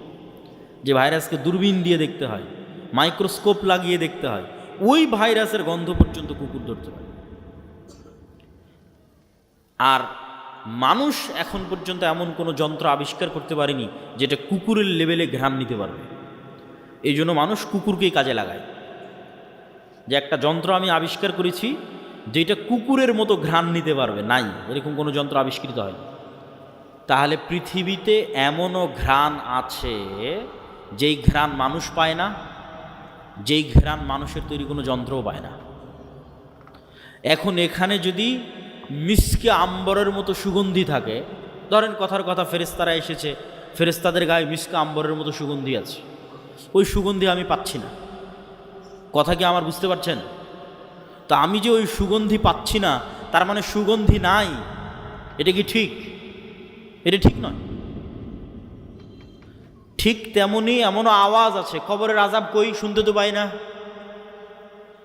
পাশ দিয়ে পিঁপড়া যাচ্ছে, শুনতে পান? শুনতে পাই না।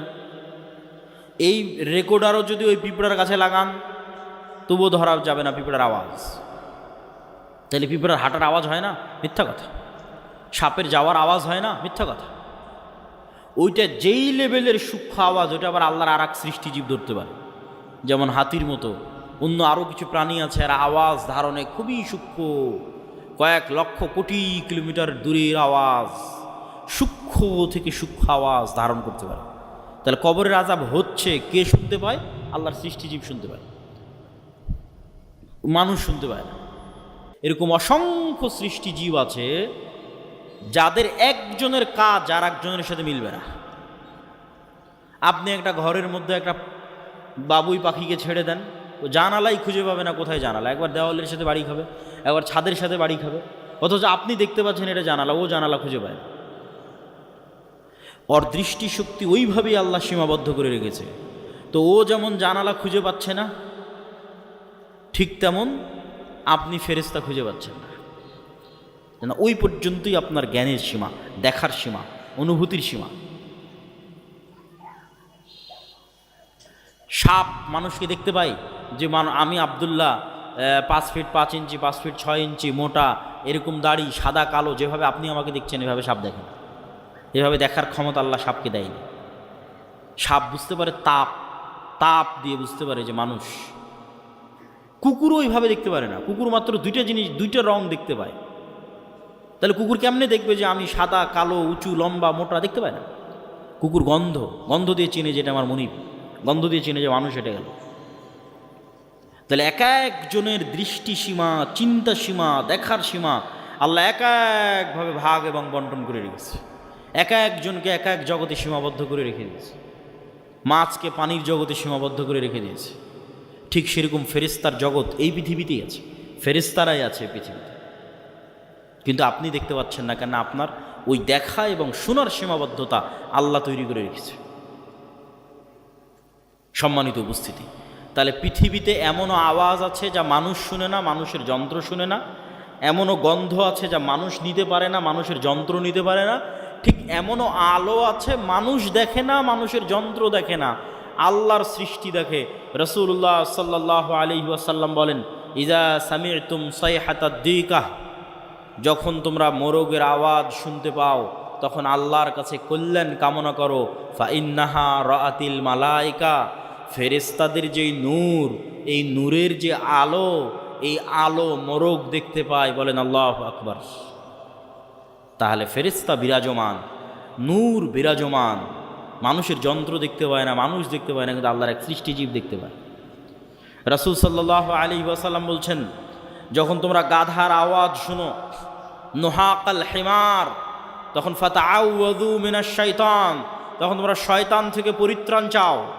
শয়তানের আলো আর এক ভিন্ন লেভেলের আলো, এটা আগুনের আলো। এটাও অদৃশ্য। মাইক্রোওয়েভ ওভেনের যে হিটিং, এইটা যেমন অদৃশ্য, ঠিক তেমন জিনের আলো, শয়তানের আলো অদৃশ্য, কিন্তু ওই আলো কুকুর দেখতে পায়, গাধা দেখতে পায়, মানুষ দেখতে পায় না। সম্মানিত উপস্থিতি, তাহলে আমি আপনি দেখতে পাই না মানে অস্তিত্ব নাই, এটা সম্পূর্ণ মিথ্যা কথা, সম্পূর্ণ ডাহা মিথ্যা কথা। যেগুলোর নিদর্শন, যেগুলোর আলামত আল্লাহ নিজে পৃথিবীতে দিয়ে রেখেছে। তাহলে আমরা কি বলছিলাম? ফেরেশতা আছে, ফেরেশতার আওয়াজ মানুষ শুনতে পারে, ফেরেশতাকে দেখতেও পারে। বনু ইসরাইলের 3 জন ব্যক্তি অন্ধ, কুষ্ঠ, টাক, আল্লাহ ফেরেশতা পাঠিয়েছে তাদের কাছে মানুষ হিসেবে পরীক্ষা নেওয়ার জন্য। রাসূল সাল্লাল্লাহু আলাইহি ওয়াসাল্লাম একদিন মসজিদে নববীতে বসে আছে, একজন অপরিচিত মানুষ আসলো, যে অপরিচিত মানুষের পোশাকে সফরের আলামত নাই, লা ইউরা আসারুস সাফার, সফরের কোনো আলামত নাই, আর তাকে মদিনার কেউ চিনেও না।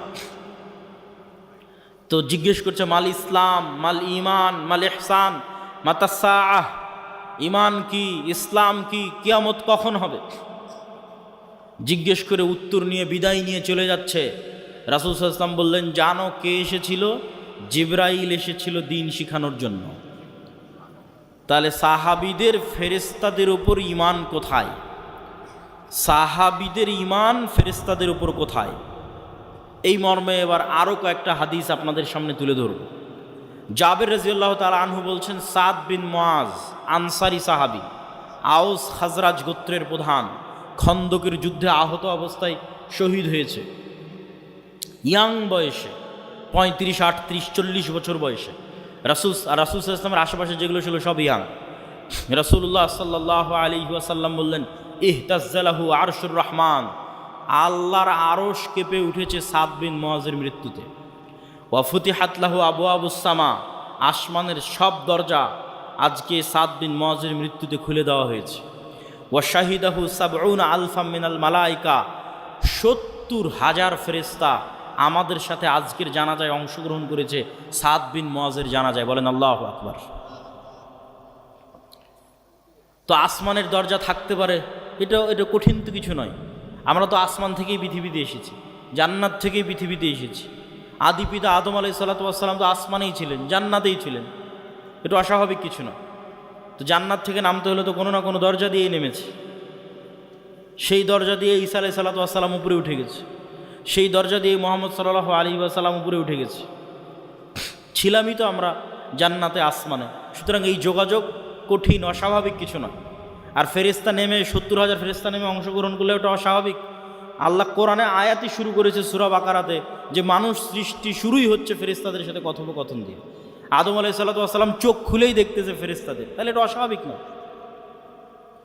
ঈমান বিল গায়ব না থাকার কারণে মনে হচ্ছে অস্বাভাবিক, ঈমান বিল গায়বে ইয়াকিন না থাকার কারণে মনে হচ্ছে অস্বাভাবিক।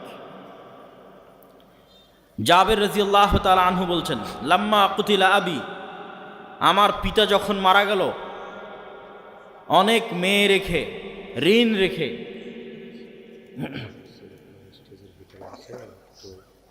বলছি ঋণ রেখে, তখন জাবের রাদিয়াল্লাহু তাআলা আনহু কাঁদতেছে।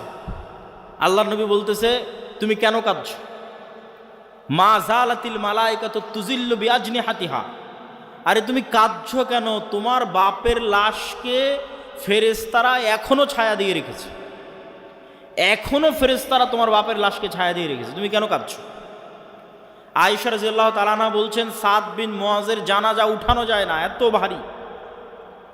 যুবক মানুষ, ওই যুগে তার এত বিরিয়ানি, এত পোলাও, এত বার্গার, পিৎজা ছিল না যে খেয়ে মোটা হয়ে যাবে, ওজন ভারী হবে। হালকা পাতলা, মুজাহিদ মানেই হালকা পাতলা, অথচ লাশ উঠানো যায় না, এত ভারী। তো মানুষজন কথোপকথন শুরু করলো, কেন উঠানো যায় না? আল্লাহর নবী বললেন, সাদ বিন মুআজের জানাজার সাথে, সাদ বিন মুআজের এই লাশের সাথে এত বেশি পরিমাণে ফেরেশতা লেগে আছে যে এই লাশ ভারী হয়ে গেছে, উঠানো যাচ্ছে, এত বেশি পরিমাণে ফেরেশতা লেগে আছে। খন্দকের যুদ্ধের ঘটনা, রাসূল সাল্লাল্লাহু আলাইহি ওয়াসাল্লাম খন্দকের যুদ্ধ থেকে ফিরে অস্ত্র রেখে দিয়েছেন, গোসল করতে চলে গেছেন। জিবরাইল উপস্থিত হয়ে রাসূল সাল্লাল্লাহু আলাইহি ওয়াসাল্লামকে বলতেছে, আপনি অস্ত্র রেখেছেন, মা ওয়াজা আনাস সেলাহ, ফেরেশতারা এখনও অস্ত্র রাখেনি। ফেরেশতারা কেন অস্ত্র রাখেনি? বানু কোরাইজা, বানু কায়নুকা, বানু নজির, তিনটে ইহুদি গোত্র গাদ্দারি করেছে, এদের শাস্তি দিতে হবে। আল্লাহর নবী সাহাবীদের বললেন ফেরেশতারা অস্ত্র রাখেনি। জিবরাইল এসে বলতেছে চলো, যুদ্ধ এখনও শেষ হয়নি, যুদ্ধ করতে হবে। সব সাহাবী মিলে অস্ত্র উঠিয়ে আবার যুদ্ধের জন্য এগিয়ে গেলেন। এই পর্যন্ত আয়েশা রাদিয়াল্লাহু তাআলা আনহার বর্ণনা। এবার আনাস রাদিয়াল্লাহু তাআলা বলছেন, কান্নি আনজুরু ইলাল গুবারি সাতিআন ফি যুকাকি বানি গানাম। বলছেন সাহাবীরা সহ আল্লাহর নবী সহ যখন আমরা বের হচ্ছি ইহুদি গোত্রগুলোর দিকে এগিয়ে যাওয়ার জন্য, তখন আমাদের সামনে দেখছি ধুলায় অন্ধকার। ঠিক যেমন 500-1000 মোটরসাইকেলের শোডাউন দিলে গ্রামের রাস্তায় ধুলা উঠতে থাকে, পিছনের গাড়িতে করে যদি আপনি থাকেন দেখবেন যে ধুলায় অন্ধকার হয়ে গেছে রাস্তা। তাহলে আমরা যাচ্ছি তো সামনে ধুলায় অন্ধকার। কিসের ধুলা? আনাস রাদিয়াল্লাহু তাআলা আনহু বলছেন আমাদের আগে আগে জিবরাইলের ঘোড়সওয়ার বাহিনী যাচ্ছে। আল্লাহু আকবার। জিবরাইলের ঘোড়সওয়ার বাহিনীর পায়ের আঘাতে ধুলা তৈরি হয়েছে। সাদ বিন আবি ওয়াক্কাস রাদিয়াল্লাহু তাআলা আনহু থেকে বর্ণিত, তিনি বলেন রাআইতু ইয়াওমা উহুদিন আন ইয়ামিনি ওয়া আন ইয়াসারি। উহুদের যুদ্ধের দিন আমার ডানে এবং আমার বামে দুইজন ব্যক্তি, রজুলাইনা আলাইহিমা সিয়াবুন বীজুন, দুইজন ব্যক্তি সাদা পোশাকধারী, মা রাআইতুহুমা ক্বাবলু আলা বাদ, যাদেরকে আমি অতীতে কোনো দিন দেখিনি, পরে কোনো দিন দেখিনি। এই দুইজন সাদা পোশাকধারী ব্যক্তি আশাদ্দাল কিতাল, বীর বিক্রমে যুদ্ধ করতেছে, সীমাহীন ভয়ঙ্কর যুদ্ধ করতেছে। রাসূল সাল্লাল্লাহু আলাইহি ওয়াসাল্লামকে এসে যখন শোনালাম, আল্লাহর নবী বললেন এরা দুইজন হচ্ছে জিবরাইল আর মিকাইল। আল্লাহু আকবার। জিবরাইল মিকাইল যুদ্ধে অংশগ্রহণ করেছে রাসূল সাল্লাল্লাহু আলাইহি ওয়াসাল্লামের পক্ষে। বর্ণনা দিচ্ছেন সাদ বিন আবি ওয়াক্কাস। একজন সাহাবী এক যুদ্ধে এক মুশরিকের পিছনে ধাওয়া করতেছে, তো আকাশ থেকে আওয়াজ আসতেছে আকদিম ইয়া হাইজুম, হে হাইজুম তুমি এগিয়ে চলো। আওয়াজ আসা মাত্রই এই সাহাবী ওই মুশরিকের উপর আক্রমণ করার আগেই মুশরিক উল্টে পড়ে আছে এবং ক্ষত স্থান থেকে রক্ত বের হচ্ছে, আহত স্থান থেকে রক্ত বের হচ্ছে। সাহাবী রাসূল সাল্লাল্লাহু আলাইহি ওয়াসাল্লামকে এসে ঘটনা শোনালে আল্লাহর নবী বললেন জালিকা মিন মাদাদিস সামাইস সালিসা, এটা ছিল তৃতীয় আসমান থেকে আসা ফেরেশতার আক্রমণ। উহুদের যুদ্ধের দিন হানজালা রাদিয়াল্লাহু তাআলা আনহু শহীদ হয়েছে। তার স্ত্রীর মারফতে জানা যাচ্ছে যে তিনি ফরজ গোসল অবস্থায় বাসর ঘর থেকে বের হয়ে গেছেন জিহাদের ডাক শুনে। সাহাবীরা আল্লাহর নবীকে বললেন হানজালাকে গোসল দিতে হবে। রাসূল সাল্লাল্লাহু আলাইহি ওয়াসাল্লাম বলেন ইন্না সাহিবাকুম তুগাসসিলুহুল মালায়েকা, তোমরা আর হানজালাকে কি গোসল দিবা? ফেরেশতারা ইতিমধ্যে গোসল দিয়ে ফেলেছে। তাহলে এবার আপনি শুধু চিন্তা করবেন সাহাবীদের ঈমান ফেরেশতার অস্তিত্বের উপর, আর আমার আর আপনার ঈমান ফেরেশতার অস্তিত্বের উপর। ঈমান বিল গায়বে ইয়াকিন, যেটা আমাদের বক্তব্যের মূল বিষয়বস্তু, যার এক পয়েন্টে আমরা আছি ঈমান বিল মালায়েকা, ফেরেশতার উপর ইয়াকিন, ফেরেশতার অস্তিত্বের উপর ইয়াকিন। তো এগুলো কি শুধু হাদিসে এসেছে? না। আচ্ছা, এগুলো কি শুধু হাদিসে এসেছে? না, স্বয়ং আল্লাহ সুবহানাহু ওয়া তাআলা কোরআন মাজিদে বলতেছে। আল্লাহ সুবহানাহু ওয়া তাআলা কোরআন মাজিদে মুসলমানদের বিভিন্ন যুদ্ধে ফেরেশতা অবতীর্ণ করার কথা 5-6 আয়াতে বলেছে। ইস্তাস্তাগীসুনা রাব্বাকুম ফাস্তাজাবা লাকুম আন্নী মুমিদ্দুকুম বিআলফিম মিনাল মালাইকাতি মুরদিফিন, তোমরা আল্লাহর কাছে বিপদে পড়ে সাহায্য চেয়েছিলে, আমি আল্লাহ আসমান থেকে তোমাদের পক্ষে 1000 ফেরেশতা অবতীর্ণ করেছি। আর এক আয়াতে আল্লাহ সুবহানাহু ওয়া তাআলা বলছেন ইস্তাকুলু লিল মুমিনিনা আলা ইয়াকফিয়াকুম আন ইউমিদ্দাকুম রাব্বুকুম বিসালাসাতি আলাফিম মিনাল মালাইকা, তোমাদের জন্য কি যথেষ্ট নয় যে আল্লাহ আসমান থেকে 3000 ফেরেশতা অবতীর্ণ করেছে? যদি প্রয়োজন হয় আল্লাহ 5000 ফেরেশতা আসমান থেকে অবতীর্ণ করবেন। সম্মানিত উপস্থিতি, তাহলে ফেরেশতারা আল্লাহর নবীর পক্ষ হয়ে যুদ্ধে অংশগ্রহণ করেছে, আর সেই ফেরেশতাদের সাহাবীরা দেখেছে, সেই ফেরেশতাদের অস্তিত্বের প্রভাব সাহাবীরা দেখেছে। আবু সাঈদ খুদরি রাদিয়াল্লাহু তাআলা আনহু থেকে বর্ণিত, তিনি বলেন উসাইদ বিন হুযাইর নামে এক সাহাবী তার কৃষি কাজের জায়গায় রাতের বেলা কোরআন তেলাওয়াত শুরু করেছে, কোরআন নূর, কোরআন তেলাওয়াত শুরু করেছে। তো তার ঘোড়া লাফালাফি করতেছে কোরআন তেলাওয়াত শুনে, উনি কোরআন তেলাওয়াত থামিয়ে দিয়েছেন। আবার শুরু করলেন, আবার ঘোড়া লাফালাফি করলো। 3 বার এরকম হওয়ার পর আর কোরআন তেলাওয়াতি করলেন না। আল্লাহর নবীকে এসে ঘটনা শোনালে আল্লাহর নবী বললেন, তিলকাল মালাইকাতু দানাত লি সাউতিক ওসাইদ, তোমার কোরআন তেলাওয়াতের আওয়াজে আল্লাহর ফেরেশতারা সব ওখানে নিকটবর্তী হয়ে গেছিল, যেই ফেরেশতাদের দেখে ঘোড়া লাফালাফি করতেছে। তুমি যদি সকাল পর্যন্ত তেলাওয়াত অব্যাহত রাখতে, মানুষেরও ফেরেশতাকে দেখে নিত। মানুষের ফেরেশতাকে দেখা অস্বাভাবিক কিছু নয়, যেটা আমরা শুরুতেই 2টা দলিল দিয়ে নিয়েছি যে মানুষ ফেরেশতাকে দেখতে পারে। সম্মানিত উপস্থিতি, তাহলে ফেরেশতারা অস্তিত্বশীল, ফেরেশতারা বিরাজমান, এবং কিয়ামতের পূর্ব মুহূর্তেও মানুষ ফেরেশতা দেখবে। মানুষের যদি ঈমান বিল গায়ব নাও থাকে তবুও দেখবে। ঈসা আলাইহিস সালাতু ওয়াস সালাম যখন নেমে আসবে তখন 2 ফেরেশতার কাঁধে নেমে আসবে। দাজ্জাল যখন মক্কা এবং মদিনায় প্রবেশ করবে তখন ফেরেশতারা উন্মুক্ত তরবারি হাতে থাকবে। তো এই আলোচনা থেকে আমাদের শিক্ষা কি? এই আলোচনা থেকে আমাদের শিক্ষা হচ্ছে যে পৃথিবীতে মানুষ 2 ধরনের, হয় শয়তানের গোলাম, শয়তানের বন্ধু, আর না হলে আল্লাহর গোলাম, আল্লাহর ফেরেশতার বন্ধু। এখন আপনি নিজেকে খুঁজে নিতে পারেন যে আপনি কোন কাতারে, আপনি শয়তানের গোলাম, শয়তানের বন্ধু, না আল্লাহর গোলাম, ফেরেশতার বন্ধু। দেখেন রাসূল সাল্লাল্লাহু আলাইহি পরীক্ষা যে আপনি শয়তানের সাথে না ফেরেশতার সাথে। রাসূল সাল্লাল্লাহু আলাইহি ওয়াসাল্লাম বলছেন যে জিব্রাইল আমাকে মেসওয়াক করতে বলছে, তো মেসওয়াক করতে করতে আমার দাঁতের মাড়ির গোস্ত পর্যন্ত ছিলে গেছে। কেন মেসওয়াক করতে বলছে? আমার মুখের গন্ধে জিব্রাইলের কষ্ট হয়। তো আল্লাহর নবীর পবিত্র মুখের গন্ধে জিব্রাইলের কষ্ট হয়, তাই বারবার মেসওয়াক করতে বলছে। আর আপনার 8 মূল শিবগঞ্জের যে মানুষ রাত দিন বিড়ি সিগারেট খাচ্ছে, ওর কাছে ফেরেশতা আছে না শয়তান আছে? একটু জোরে বলেন, কে আছে? শয়তান আছে। সে শয়তানের বন্ধু, সে শয়তানের গোলাম। মনে করেন 8 মূলের একটা বাড়ি, যে বাড়িতে ঢুকতে সালাম দেওয়া হয়, খাওয়ার শুরুতে বিসমিল্লাহ বলা হয়, টয়লেট বাথরুমে গেলে সেই টয়লেট বাথরুমের দোয়া পড়া হয়, 5 ওয়াক্ত সালাতে উজু করা হয়, সালাত আদায় করা হয়, বাড়িতে কোরআন তেলাওয়াত করা হয়। তাহলে ওই বাড়িতে কারা আছে? ফেরেশতারা আছে। নূরে পরিপূর্ণ বাড়ি। ঠিক যেমন আজ থেকে 100 বছর আগের মানুষ জানতো না যে আমার কথা এইভাবে আমেরিকায় গিয়ে বাজতে পারে, ওই রকম নূর আপনি জানেন না, কিন্তু আপনার বাড়ি নূরে পরিপূর্ণ। ঠিক এই আলো যেমন দেখা যাচ্ছে, এরকম অদৃশ্য একটা আলো, যে আলোতে ওই বাড়ি পরিপূর্ণ হয়ে আছে, সেটা হচ্ছে নূর।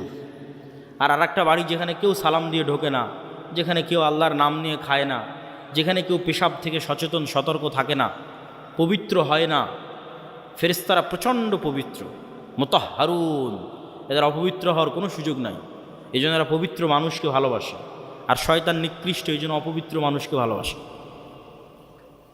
তো পেশাব থেকে যত্ন নেয় না, ফরজ গোসল করে না, নামাজ পড়ে না, বাড়িতে মাসকে মাস, বছরকে বছর কোনোদিন কোরআন তেলাওয়াত হয়নি, ওই বাড়িতে নূর আছে? ওই বাড়িতে নূর নাই, ওই বাড়িতে ফেরেশতা নাই। বাড়িতে ছবি টাঙ্গানো আছে, বাড়িতে কুকুর থাকে, লা তাদখুলুল মালাইকাতু ফি বাইতিন ফিহি সূরুন আও কালবুন, ওই বাড়িতে রহমতের ফেরেশতা প্রবেশ করে না যে বাড়িতে ছবি আছে, যেই বাড়িতে মূর্তি আছে। তাহলে একটা বাড়ি যে বাড়িতে লাইট জ্বলছে না, কারেন্ট জ্বলতেছে না, অন্ধকার, ওই বাড়িটা কবরের মতো অন্ধকার। কেন? ওই বাড়িতে নূর নাই। একটা অদৃশ্য আলো যেটা জ্বলতো, সে অদৃশ্য আলো ওই বাড়িতে নাই। ওই বাড়ি কবরের মতো অন্ধকার, নূরবিহীন বাড়ি, ফেরেশতার অস্তিত্ববিহীন বাড়ি, শয়তানে পরিপূর্ণ বাড়ি, কালোয় অন্ধকারে অন্ধকারাচ্ছন্ন বাড়ি। আমি আপনাকে কোনো ফাজাইল আমলও শোনাচ্ছি না, আমি আপনাকে কোনো হুকুম আহকাম ফতোয়াও শোনাচ্ছি না। আমি আপনাকে এই পৃথিবীর রিয়ালিটি বলতেছি যে পৃথিবীতে আসলে চলতেছে কি। আপনি যে পৃথিবীর খেলার মাঠে নেমেছেন, এই খেলার মাঠের বাস্তবতাটা কি, এটা আপনাকে ধরিয়ে দিচ্ছে। যেমন ক্রিকেট খেলতে নামলে, ফুটবল খেলতে নামলে, গ্রামের আর কোনো খেলা খেলতে নামলে ওর নিয়ম থাকে যে এই দাগ পার হলে আউট, আর এই দাগ পার হলে নট, আর এই হলে ছক্কা, এই হলে উমুক তুমুক। তো এই পৃথিবীতে খেলার নিয়মটা কি? সেটাই হচ্ছে গায়েবের কার্যকরণের সূত্র। দুনিয়ার কার্যকরণের সূত্রই সব কিছু নয়, গায়েবের কার্যকরণের সূত্র আসল। দুনিয়ার কার্যকরণের সূত্রে ইমিডিয়েট ফল হতে পারে, স্থায়ী নয়। গায়েবের কার্যকরণের সূত্রের সাথে যার সূত্র মিলে যাবে, ওর ফল স্থায়ী, ওর ফল দীর্ঘমেয়াদী।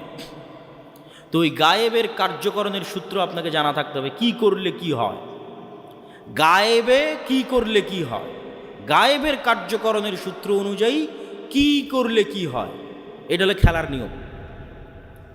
আপনি দুনিয়ার কার্যকরণের সূত্র অনুযায়ী কিছু করে ইমিডিয়েট রেজাল্ট পেয়ে যেতে পারেন, যেটা যদি গায়েবের কার্যকরণের সূত্রের সাথে না মিলে ওইটা দীর্ঘমেয়াদী দীর্ঘস্থায়ী হবে না।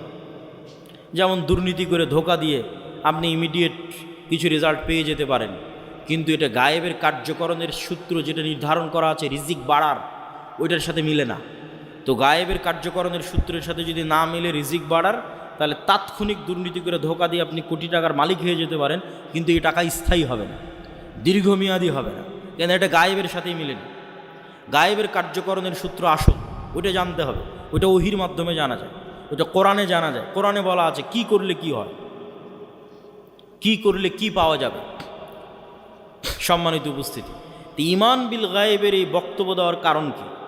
ঈমান বিল গায়েবের এই বক্তব্য দেওয়ার এক নম্বর কারণ হচ্ছে আজকের মুসলমানদের অধপতনের মূল কারণই হচ্ছে ঈমান বিল গায়েব নাই। আল্লাহর অস্তিত্ব, ফেরেশতার অস্তিত্বের উপর ঈমান নাই, পরকালের উপর ঈমান নাই। এই জন্যই তো মন্দির পাহারা দিয়ে শিরক করে ভোট নিয়ে ক্ষমতায় যেতে হবে। কেননা আল্লাহর অস্তিত্ব, আল্লাহর ক্ষমতা, গায়েবের মদদ, গায়েবী মদদের উপর ঈমান নাই। আর গায়েবী মদদ ছাড়া মুসলমানদের বিজয় অতীতে কোনো দিন হয়নি, ভবিষ্যতে কোনো দিন হবে না। অতীতে যদি একবারও হতো তাও না হয় বলতাম যে হ্যাঁ একবার হয়েছে।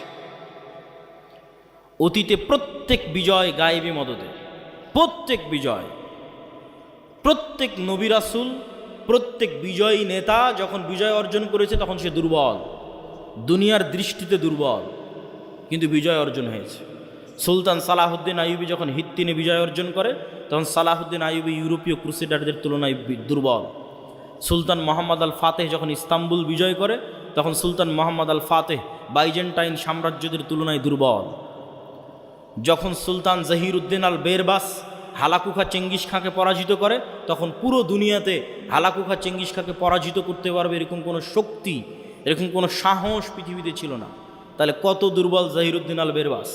মোহাম্মদ সাল্লাল্লাহু আলাইহি ওয়াসাল্লাম যখন বদর, উহুদ, খন্দকে যুদ্ধ করে তখন মোহাম্মদ সাল্লাল্লাহু আলাইহি ওয়াসাল্লাম মক্কার কাফের মুশরিকদের তুলনায় অনেক অনেক দুর্বল। আমর ইবনুল আস, খালিদ ইবনুল ওয়ালিদ এরা যখন জেরুজালেম বিজয় করে, ওমর ইবনুল খাত্তাব এবং সাহাবীরা যখন মিশর, শাম, রোমান, পারস্য বিজয় করে তখন রোমান পারস্যদের তুলনায় তারা দুর্বল। ইউশা বিন নুন যখন জেরুজালেম বিজয় করে তখন ইউশা বিন নুন, জেরুজালেমের আমালেকা গোত্র কি ভয়ঙ্কর, কোরআনে আল্লাহ সুবহানাহু ওয়া তাআলা সেই ঘটনা তুলে ধরেছে। আল্লাহ যখন মুসা আলাইহিস সালামকে বললেন যে যাও তোমার কওম নিয়ে যুদ্ধ করো, তখন মুসা আলাইহিস সালামের কওম কি বলল? ইযহাব আনতা ওয়া রাব্বুকা ফাকাতিলা। কেন আমালেকা গোত্র বিশাল দেহি, ভয়ঙ্কর শক্তিশালী, কেউ সাহস করেনি এদের সাথে যুদ্ধ করে বিজয় অর্জন সম্ভব। মুসা তুমি আর তোমার আল্লাহ গিয়ে যুদ্ধ করো। কিন্তু দুইজন ব্যক্তি যাদের ঈমান বিল গায়বে ইয়াকিন ছিল তারা বলল যে আমরা যুদ্ধ করব, তাতে জয় হোক আর পরাজয় হোক। এদের ঈমান বিল গায়বে ইয়াকিন ছিল। এই দুইজনের একজন ইউশা বিন নুন। আল্লাহ 40 বছর শাস্তি দেওয়ার পর, উদ্ভ্রান্ত পাগলের মতো সিনাই মরুভূমিতে ঘুরে বেড়ানোর পর মুসা আলাইহিস সালাম যখন মারা গেলেন, ইউশা বিন নুন নবী হলেন। তখন ইউশা বিন নুন এবার বানু ইসরাইলকে নিয়ে তওবা করে জেরুজালেম বিজয় করতে যাচ্ছে ওই আমালেকা গোত্রের বিরুদ্ধে, যাদের কাছে এরা একদম দুর্বল। তো শুক্রবারের দিন বিকেলবেলা ইউশা বিন নুন আল্লাহর কাছে দোয়া করতেছে, আল্লাহ সন্ধ্যা হয়ে গেলে যুদ্ধ বন্ধ করতে হবে, কেননা শনিবার ইহুদি ধর্ম অনুযায়ী পবিত্র দিন, আপনি সূর্যকে থামিয়ে দিন, আমরা যুদ্ধে বিজয় অর্জন করি। আল্লাহ পৃথিবীর ইতিহাসে একবারের জন্য, শুধু একবারের জন্য সূর্যকে থামিয়ে দিলেন। কিছু মুফাসসির বলেছেন কয়েক দিনের জন্য থামানো ছিল, কিছু মুফাসসির বলেছেন কয়েক ঘন্টার জন্য থামানো ছিল। সূর্য আটকে থেমে থেকে গেল। গায়েবী মদদে ইউশা বিন নুন বিজয় দিল, বিজয় অর্জন করল। মুসলমানদের বিজয় অতীতে কোনো দিন গায়েবী মদদ ছাড়া হয়নি, আগামী কিয়ামত পর্যন্ত কোনো দিন গায়েবী মদদ ছাড়া হবে না।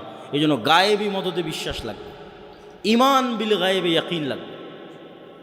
আর ঈমান বিল গায়েবে ইয়াকিন না থাকার জন্য মুসলমান মুনাফিকে পরিণত হয়ে গেছে। আজকের মুসলমানেরা মুনাফিক অধিকাংশ। লাম্মা ইয়াদখুলুল ঈমানু ফি কুলুবিহিম, তাদের কালবে ঈমান প্রবেশ করে।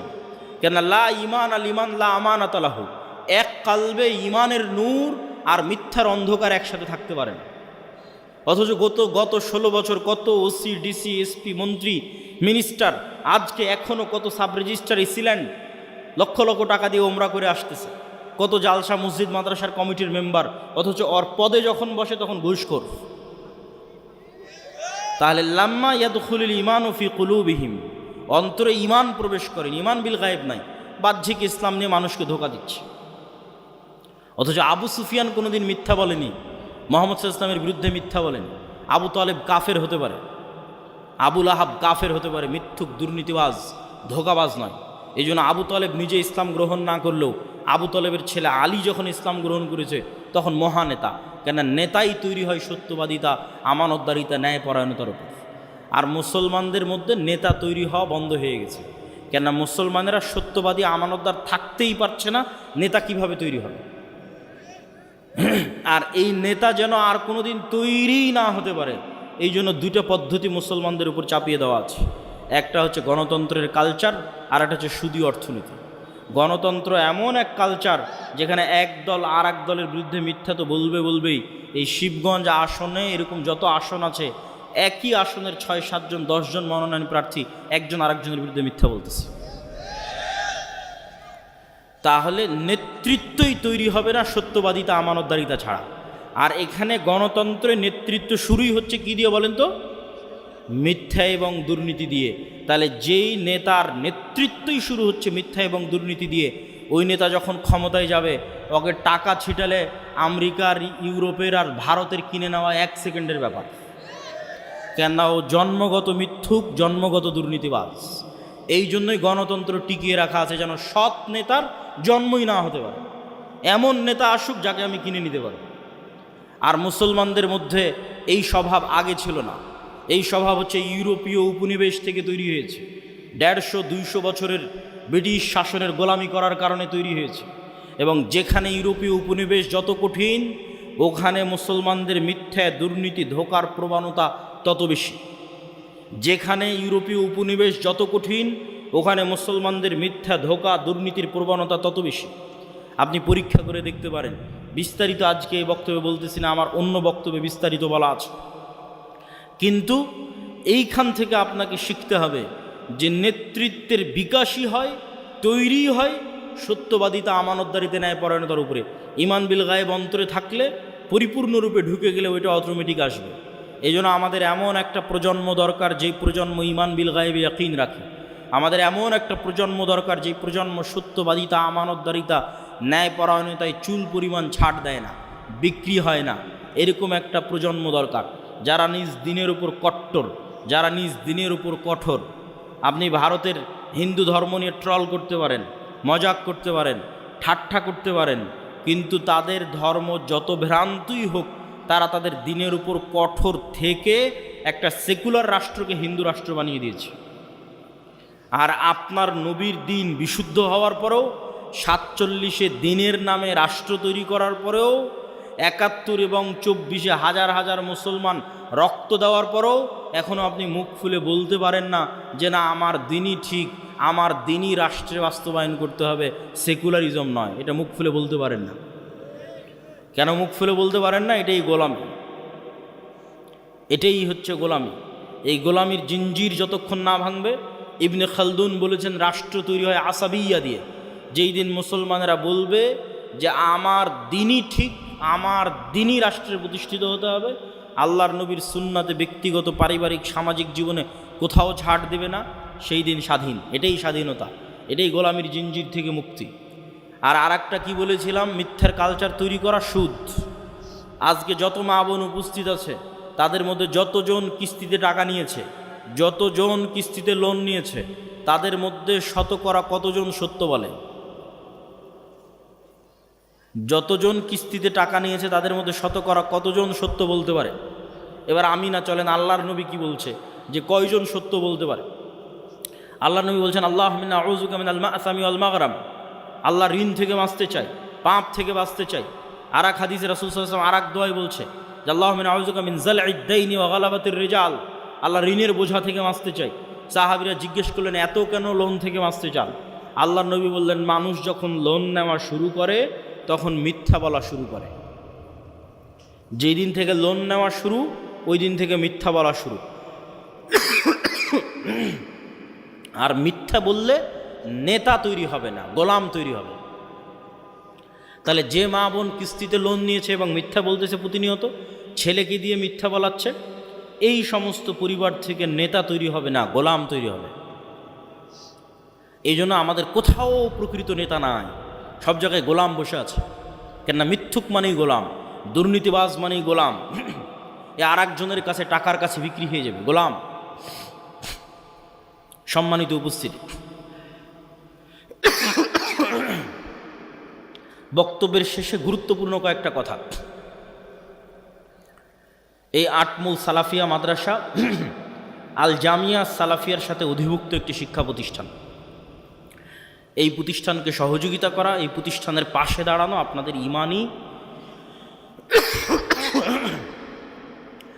ইমানি নৈতিক গুরুত্বপূর্ণ দায়িত্ব। আমি জানি না যে এখন কেউ ভিতরে যাবে কি না, যদি গিয়ে থাকে তাহলে আপনারা তাদেরকে সহযোগিতার হাত বাড়িয়ে দিবেন, অথবা না গিয়ে থাকলে আমি যাওয়ার জন্য উদাত্ত আহ্বান জানাচ্ছি।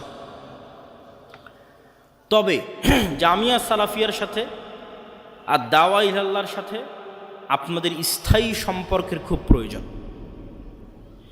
এই একদিনের সম্পর্ক, যে বছরে একদিন আসলাম, বক্তব্য দিলাম, চলে গেলাম, এই সম্পর্কের কোনো দাম নাই। কেননা এই 1 ঘন্টা বক্তব্য দিয়ে, 1.5 ঘন্টা বক্তব্য দিয়ে আমি আপনাকে না 2টা কোরআনের আয়াত শিখাতে পারলাম, না 2টা সূরা শিখাতে পারলাম। কিন্তু যদি দাওয়া ইলাল্লাহর মাধ্যমে আপনার অঞ্চলে 10টা মক্তব চলে, তো ওই মক্তবে আপনার গ্রামের বাচ্চারা 2টা দোয়া শিখবে, 2টা কোরআনের আয়াত শিখবে, সেটাই আমরা সাদাকায়ে জারিয়া হিসেবে পাবো। এটাই সম্পদ। এখন পর্যন্ত প্রায় 7 শতাধিক মক্তব আর দাওয়া ইলাল্লাহর মাধ্যমে ট্রেনিং প্রাপ্ত শিক্ষক দিয়ে চলতেছে, যাদের ট্রেনিংয়ে কোনো টাকা পয়সা, যাতায়াত খরচ, থাকা খাওয়া সব দাওয়া ইলাল্লাহ জামিয়া সালাফিয়া। তাহলে এই স্থায়ী সম্পর্ক আপনাদের দরকার। আর একটা স্থায়ী সম্পর্ক হচ্ছে মাসিক আল ইতিসাম।